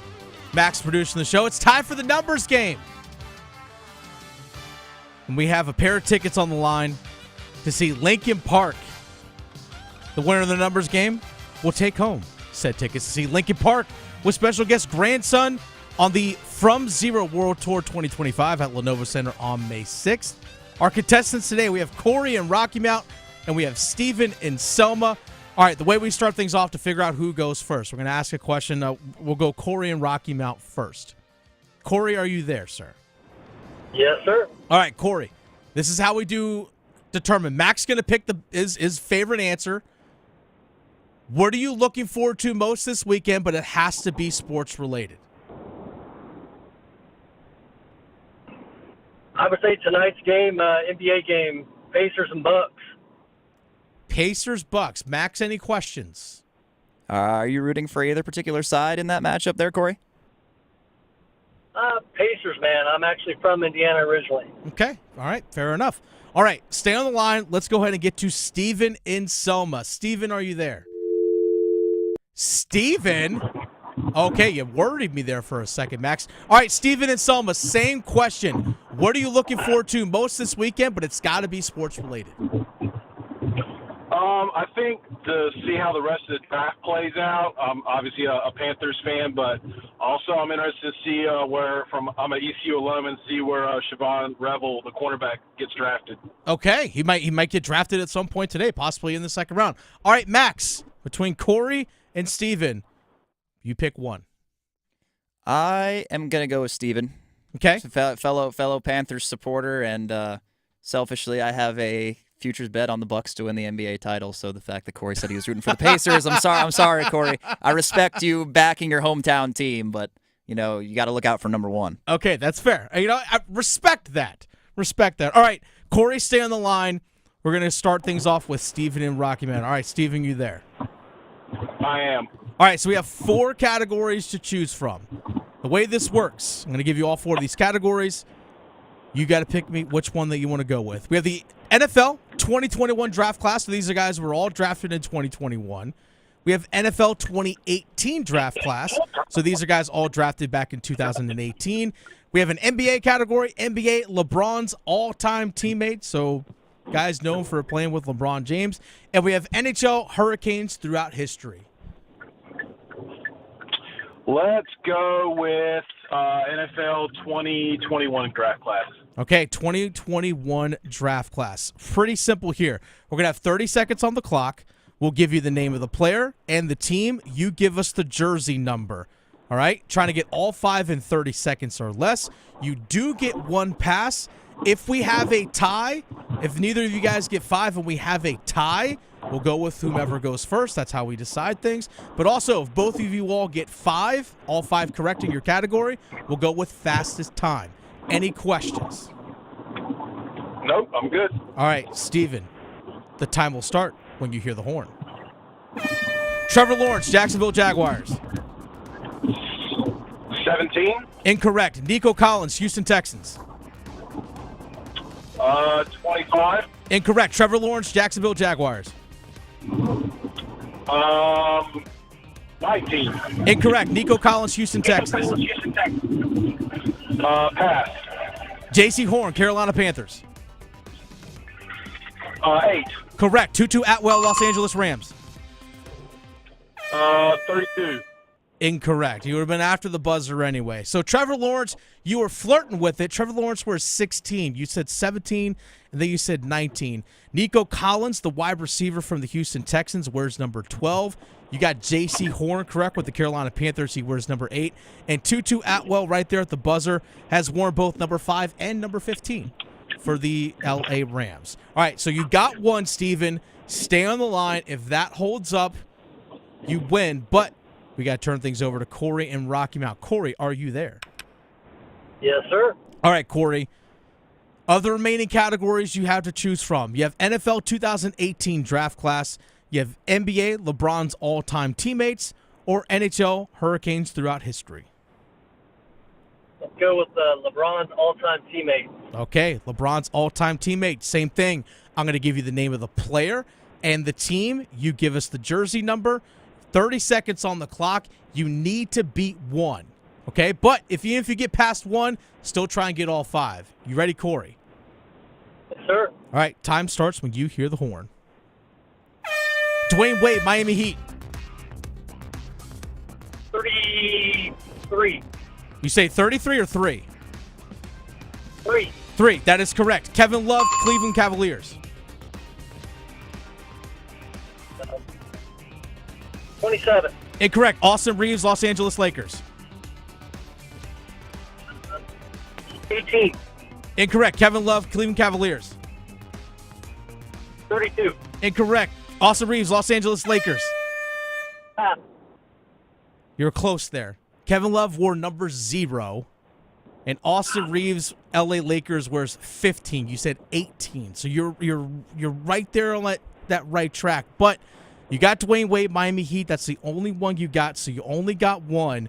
Not enough because of the tie Tie goes to whomever goes first. So, Corey, you were close, but our winner today, Steven in Selma. Steven, congratulations, sir. Thank you. All right, Steven, if you had to pick, I know you said you're an ECU guy, Chavon Ravel, the defensive back, might get drafted today. Where do you want to see him get drafted? Give me a team. Give me a franchise you want to see Chavon Ravel get drafted. Oh, man. I mean, obviously answer is the Panthers, but I know that's not a true need. I know they're more D-line and DN. So definitely outside the NFC South. We don't have to play them twice. Fair. Let's go I don't know. Let's throw them on the West Coast. Let's say I'm just randomly throwing out there. Let's say the Chargers. I don't know. Okay. You know what? He can go out there and live with the Marion Hampton. Marion Hampton drafted by the Chargers there in the first round. You know what? I don't hate it. I don't hate it. Steven, stay on the line. Max has got to get some information from you. But enjoy the concert, enjoy your weekend, and hopefully Chavon Ravel, maybe he does get drafted by the Panthers at some point. I wouldn't hate that. I wouldn't hate that at all. Appreciate it, fellas. Good game, Corey. All right. Big thanks. Congratulations to Steve out there in Selma. By the way, real quick, reminder to everyone, Canes are in action tonight, Game 3. I know a lot of people, a lot of Carolina Hurricanes fans want to see Alexander Nikishin. Did you know that Alexander Nikishin's agent ain't happy right now? So we've actually seen this come from Elliot Friedman, who's a big-time hockey reporter, covers things on for Sportsnet up in Canada, as well as a few other outlets, that the agent, the Russian agent of Alexander Nikishin, whose name happens to be Alexander Chernik, representing the company Winners, spoke to a Russian media outlet earlier today, or maybe within the last couple of days, about the contract situation with Alexander Nikishin. Alexander Nikishin actually hasn't signed a contract yet with the Carolina Hurricanes. Like, they've agreed to terms, but they actually haven't, both sides haven't put pen to paper as of yet. Earlier this week, we did hear Eric Tolsky, the general manager of the Carolina Hurricanes, say they're keeping options open by not having signed the contract yet. It does give him the ability to possibly play down in Chicago with the American Hockey League if he hasn't signed his entry-level contract. But as soon as he signs it, he can't go down in the AHL and play. I also wondering as well if the Carolina Hurricanes feel like they don't need to use Alexander Nikishin in the playoffs, they could wait until after July 1st, then sign the entry-level contract. That way they don't burn a year of that entry-level contract right now. Here are some quotes here from the agent of Alexander Nikishin when he was asked, for what reasons does Carolina not sign a contract with Alexander Nikishin? Again, this is all translated, but quote, because Carolina is, again, Alexander Chernik, the agent. Quote, because Carolina is one of the most difficult teams in terms of management. Everything is difficult with them. But we have very strong representatives overseas, the Cortex agency, who will resolve the issue in any case. And the follow-up question, can't agree on some terms, question mark? This is what the agent said, quote, I don't see anything complicated there, but Carolina is behaving incomprehensibly, and not only for us, but for scouts and representatives of other NHL clubs.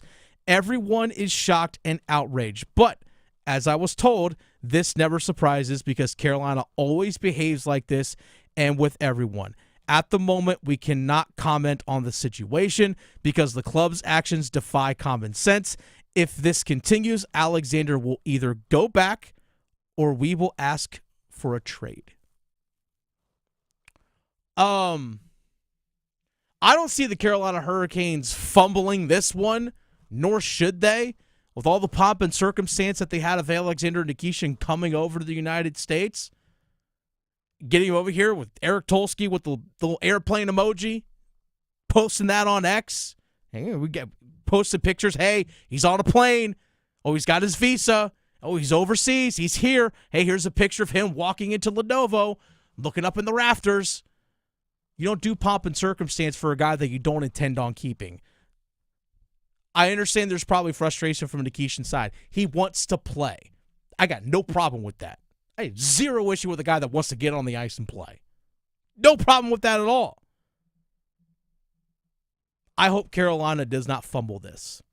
By the way, everything that's being said from Alexander Chernik, one of the agents for Alexander Nikishin that we just quoted just now, falls in line to a survey that The Athletic did with NHL agents around the league, asking them what are the most difficult front offices to deal with, who are the most difficult owners to deal with, who are the best front offices, who are the best owners to deal with when it comes to negotiations and so forth. When it comes with the most difficult ones to deal with, you know what team was listed the most, the highest? Was the Carolina Hurricanes. And with owner Tom Dundon being one of the most difficult owners to deal with. So everything that we're reading right here tracks to what we've already seen before from other agents speaking out. All of this does track. It is what it is. I'm not saying it's a good thing, I'm not saying it's a bad thing, I'm just saying it all makes sense. Because we've heard this before.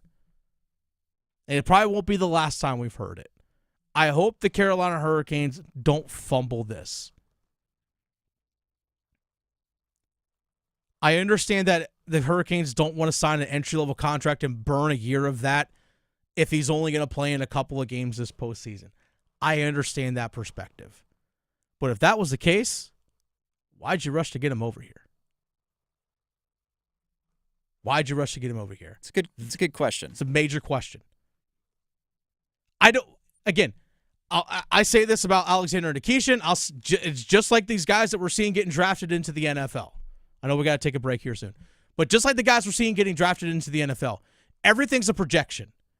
Everything is, what we think this guy can be. We don't fully know.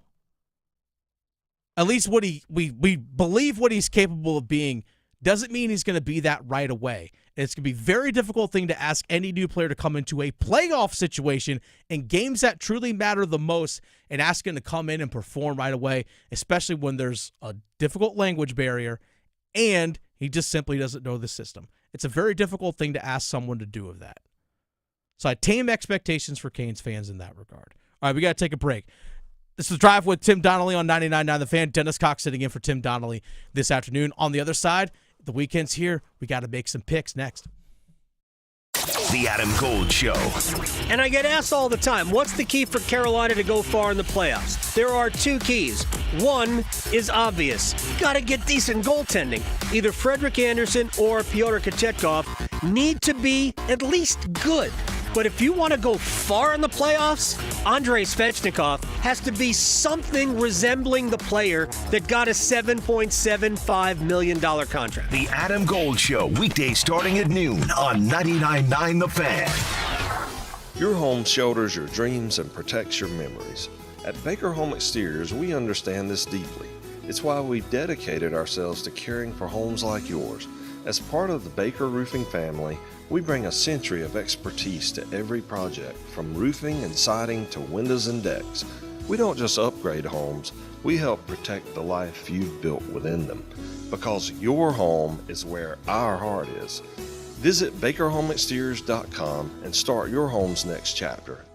The North Carolina Courage, the Triangle's premier professional women's soccer team, and First Horizon Stadium in Cary is the place to be. To be fierce, to be powerful, and to be a Courage soccer fan. Watch the Courage play KC Current on April 26th. Get your tickets at nccourage.com. Robinhood Gold members can now enjoy the VIP treatment, receiving a 3% IRA match on retirement contributions. A very handsome reward indeed.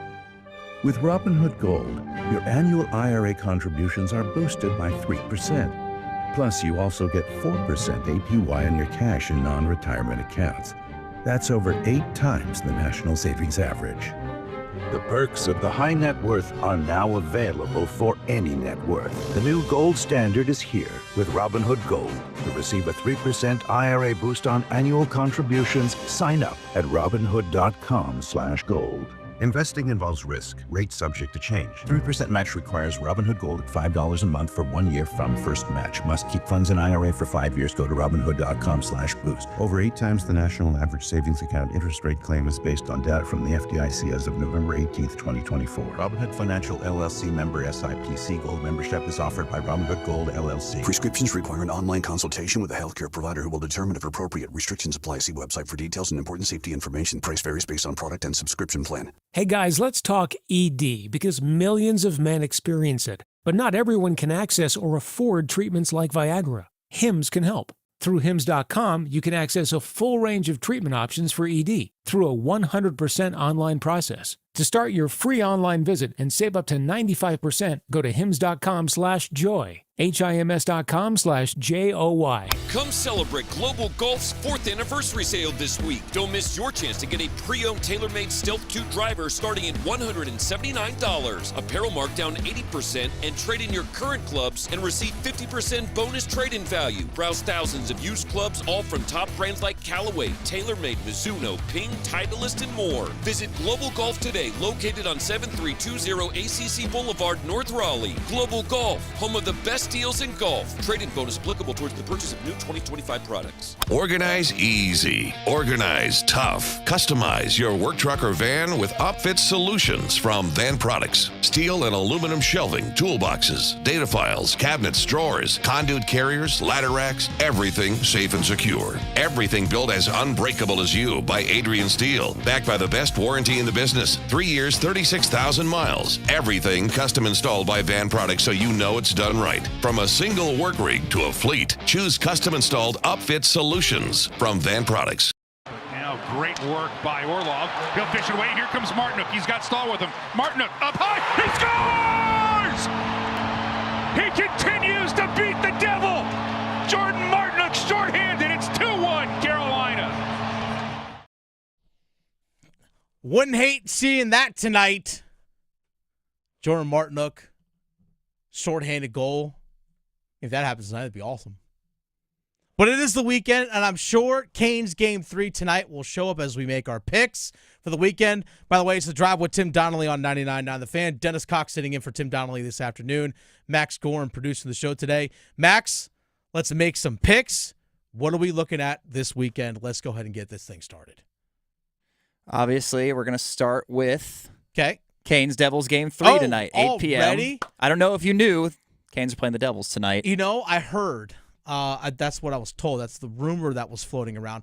Canes Devils Game 3 tonight. I'm actually going to take the Carolina Hurricanes in this one. I've said it already. It is going to be a split this weekend of games. I think Canes win Game 3 tonight. I'm going to go with a little bit more tighter game. I'm going to go 3-2. 3-2 game tonight.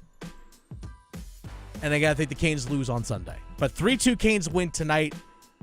First goal, my first goal score prediction, Eric Robinson in the first period. Greasy, dirty goal. What about you? What about Canes tonight? Yeah, as you know, my first goal prediction, Jacob Slavin there in the second. I think it's going to be a bit of a defensive battle, and I think the Devils are definitely going to respond after being, largely kind of dominated here at the Lenovo Center. I think we're due for some overtime tonight. Oh, OT, okay. I think Canes, I agree with your 3-2. I'm going to go in OT, though. And overtime winner by... So you got to give me a name. Andrei Svechnikov. Yo, Svech gets an OT winner? Gosh, that would be so lovely. It would be absolutely lovely. Gosh, make that happen. Okay, next one. Let's go. Sticking with the NHL playoffs. Okay. Tonight we've got Caps Canadiens. Game 3. Caps have fended off Montreal twice already. Go up 2-0. Some close games, though. Going back to Montreal, Bell Center. You know it's going to be rocking. What do you think is going to happen tonight? I think this is a prime game for Montreal to take one in this series. The first two games for Washington have been really close between these two teams. Game 1 went to overtime. Alex Ovechkin getting the game winner in that one. I think this is actually a really, really close game. I think this might be a 4-3 type game between these two teams. Washington hasn't played great, Montreal's young. They're fast. They're not afraid to get gritty. It's a pretty good Montreal team.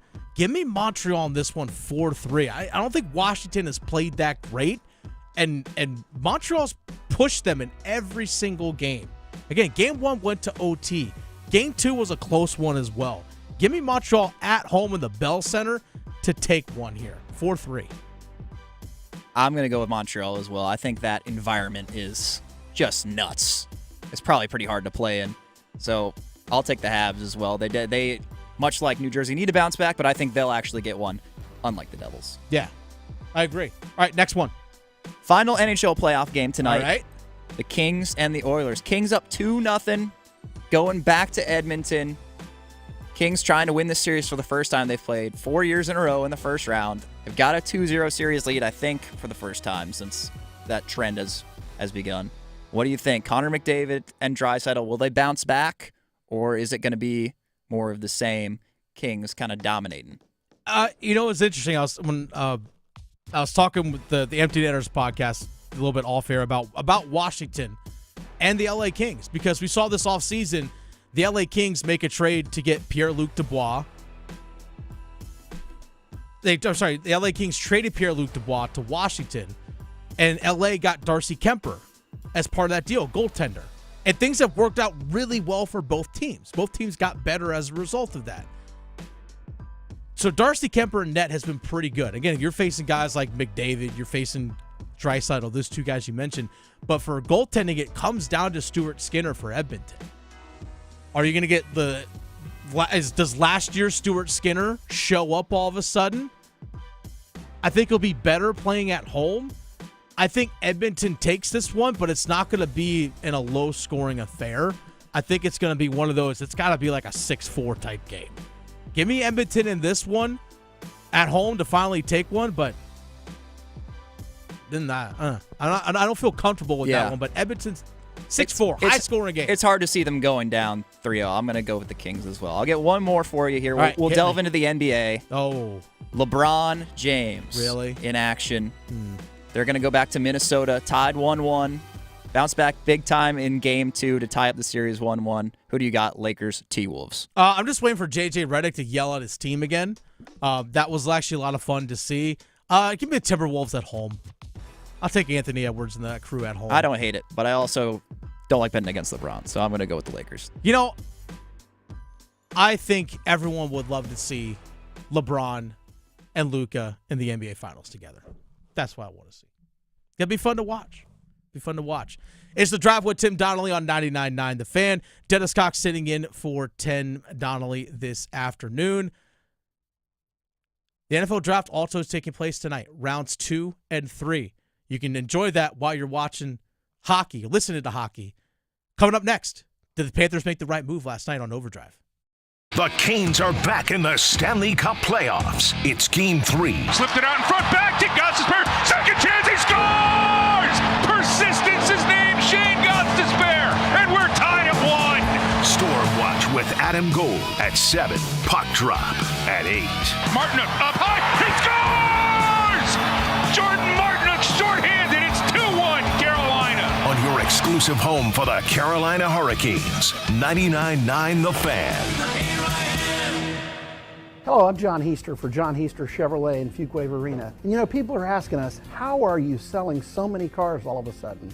Well, did you know that the Beltline has opened up the outer loop? We're only 28 minutes from Knightdale. We're only 19 minutes from Clayton and 15 minutes from Apex. We're now the most convenient Chevrolet dealership to reach in the Triangle. It's just one more reason to get off your keister and come to Heister. Now at John Heister Chevrolet, get up to $13,000 off a new 2025 Chevrolet Silverado 1500. Together, let's drive. Struggling to get the sleep treatment you need? I'm Megan Giggling, General Manager of Parkway Sleep Health Centers. You shouldn't have to wait for better sleep. Our streamlined process provides for sleep studies, CPAP machines, and supplies, without the long delays you'll find at other sleep centers. At Parkway Sleep, we'll help you get good rest faster, and with the care you deserve. With over 20 years of experience, join countless satisfied customers who have discovered the Parkway Sleep difference. Visit us today at parkwaysleep.com. Parkway Sleep Health Centers. Sound sleep Sound health. Breaking news coming in from Bet365, and it's no surprise. Same game parlay from Bet365 just keeps getting better. Well, it's even easier to make a bet. Choose from the most popular markets like hits, run line, totals, and home runs. So many to choose from. Download the app, start building your bet, and see why it's never ordinary at Bet365. Gambling problem? Call 1-877-718-5543 or visit morethanagame.nc.gov. 21 plus only. Must be physically located in North Carolina. TNCs apply. Total Wireless is made to totally keep up with you.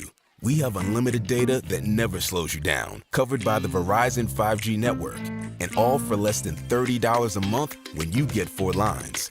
And the best part, we give you a free Samsung Galaxy A16 5G when you switch to the 5G Unlimited or 5G Plus Unlimited plan. Visit your local Total Wireless store today. Total Wireless, we're totally with you. Actual speeds may vary by location. For data management practices, see TotalWireless.com. No two people learn the exact same way. So how did Babbel become the award-winning language learning app? We thought of you, all of you. Take Sierra. As a visual learner, she uses Babbel's wordplay videos. Today I'll share a quick lesson on shopping in French. Merci beaucoup. Keith is a be in the room with real people kind of learner. So he loves the live online classes with our language experts. Okay, class. Vos está pronto. Estamos prontos. However you learn, Babbel makes it easy.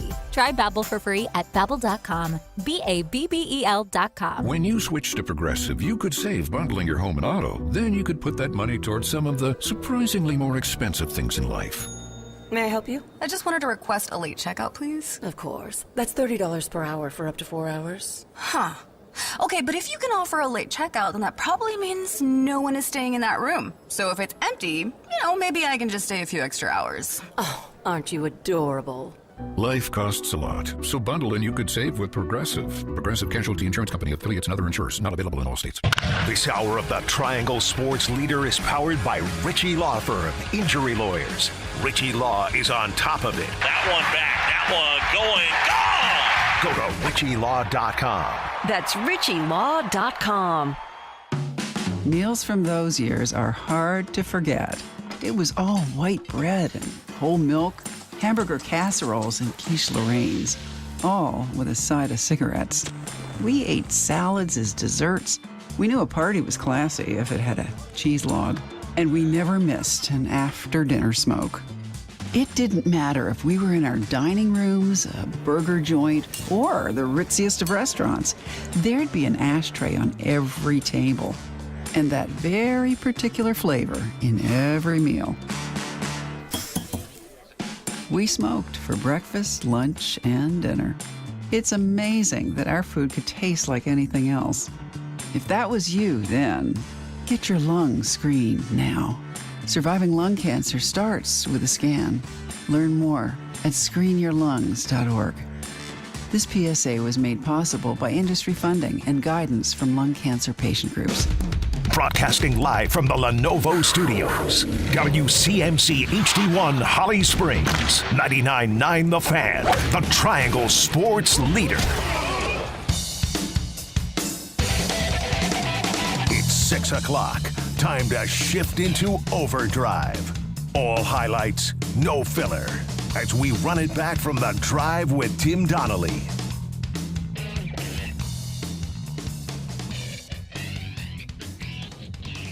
Tetairoa McMillan. Tetairoa McMillan, your newest Carolina Panther. Now, there are multiple ways you can view this pick. And in my mind, two things can be true. You can love the addition of a wide receiver and what Tetairoa McMillan can bring from a skill set, but you can still question if Dan Morgan and Dave Canales are doing enough to actually help turn the defense around.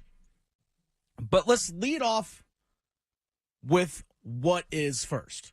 And what is Tetairoa McMillan is a new weapon on your offense for Bryce Young. And that's, again, Tetairoa McMillan, he's a Carolina Panther. And Bryce Young has a rangy, big wide receiver with a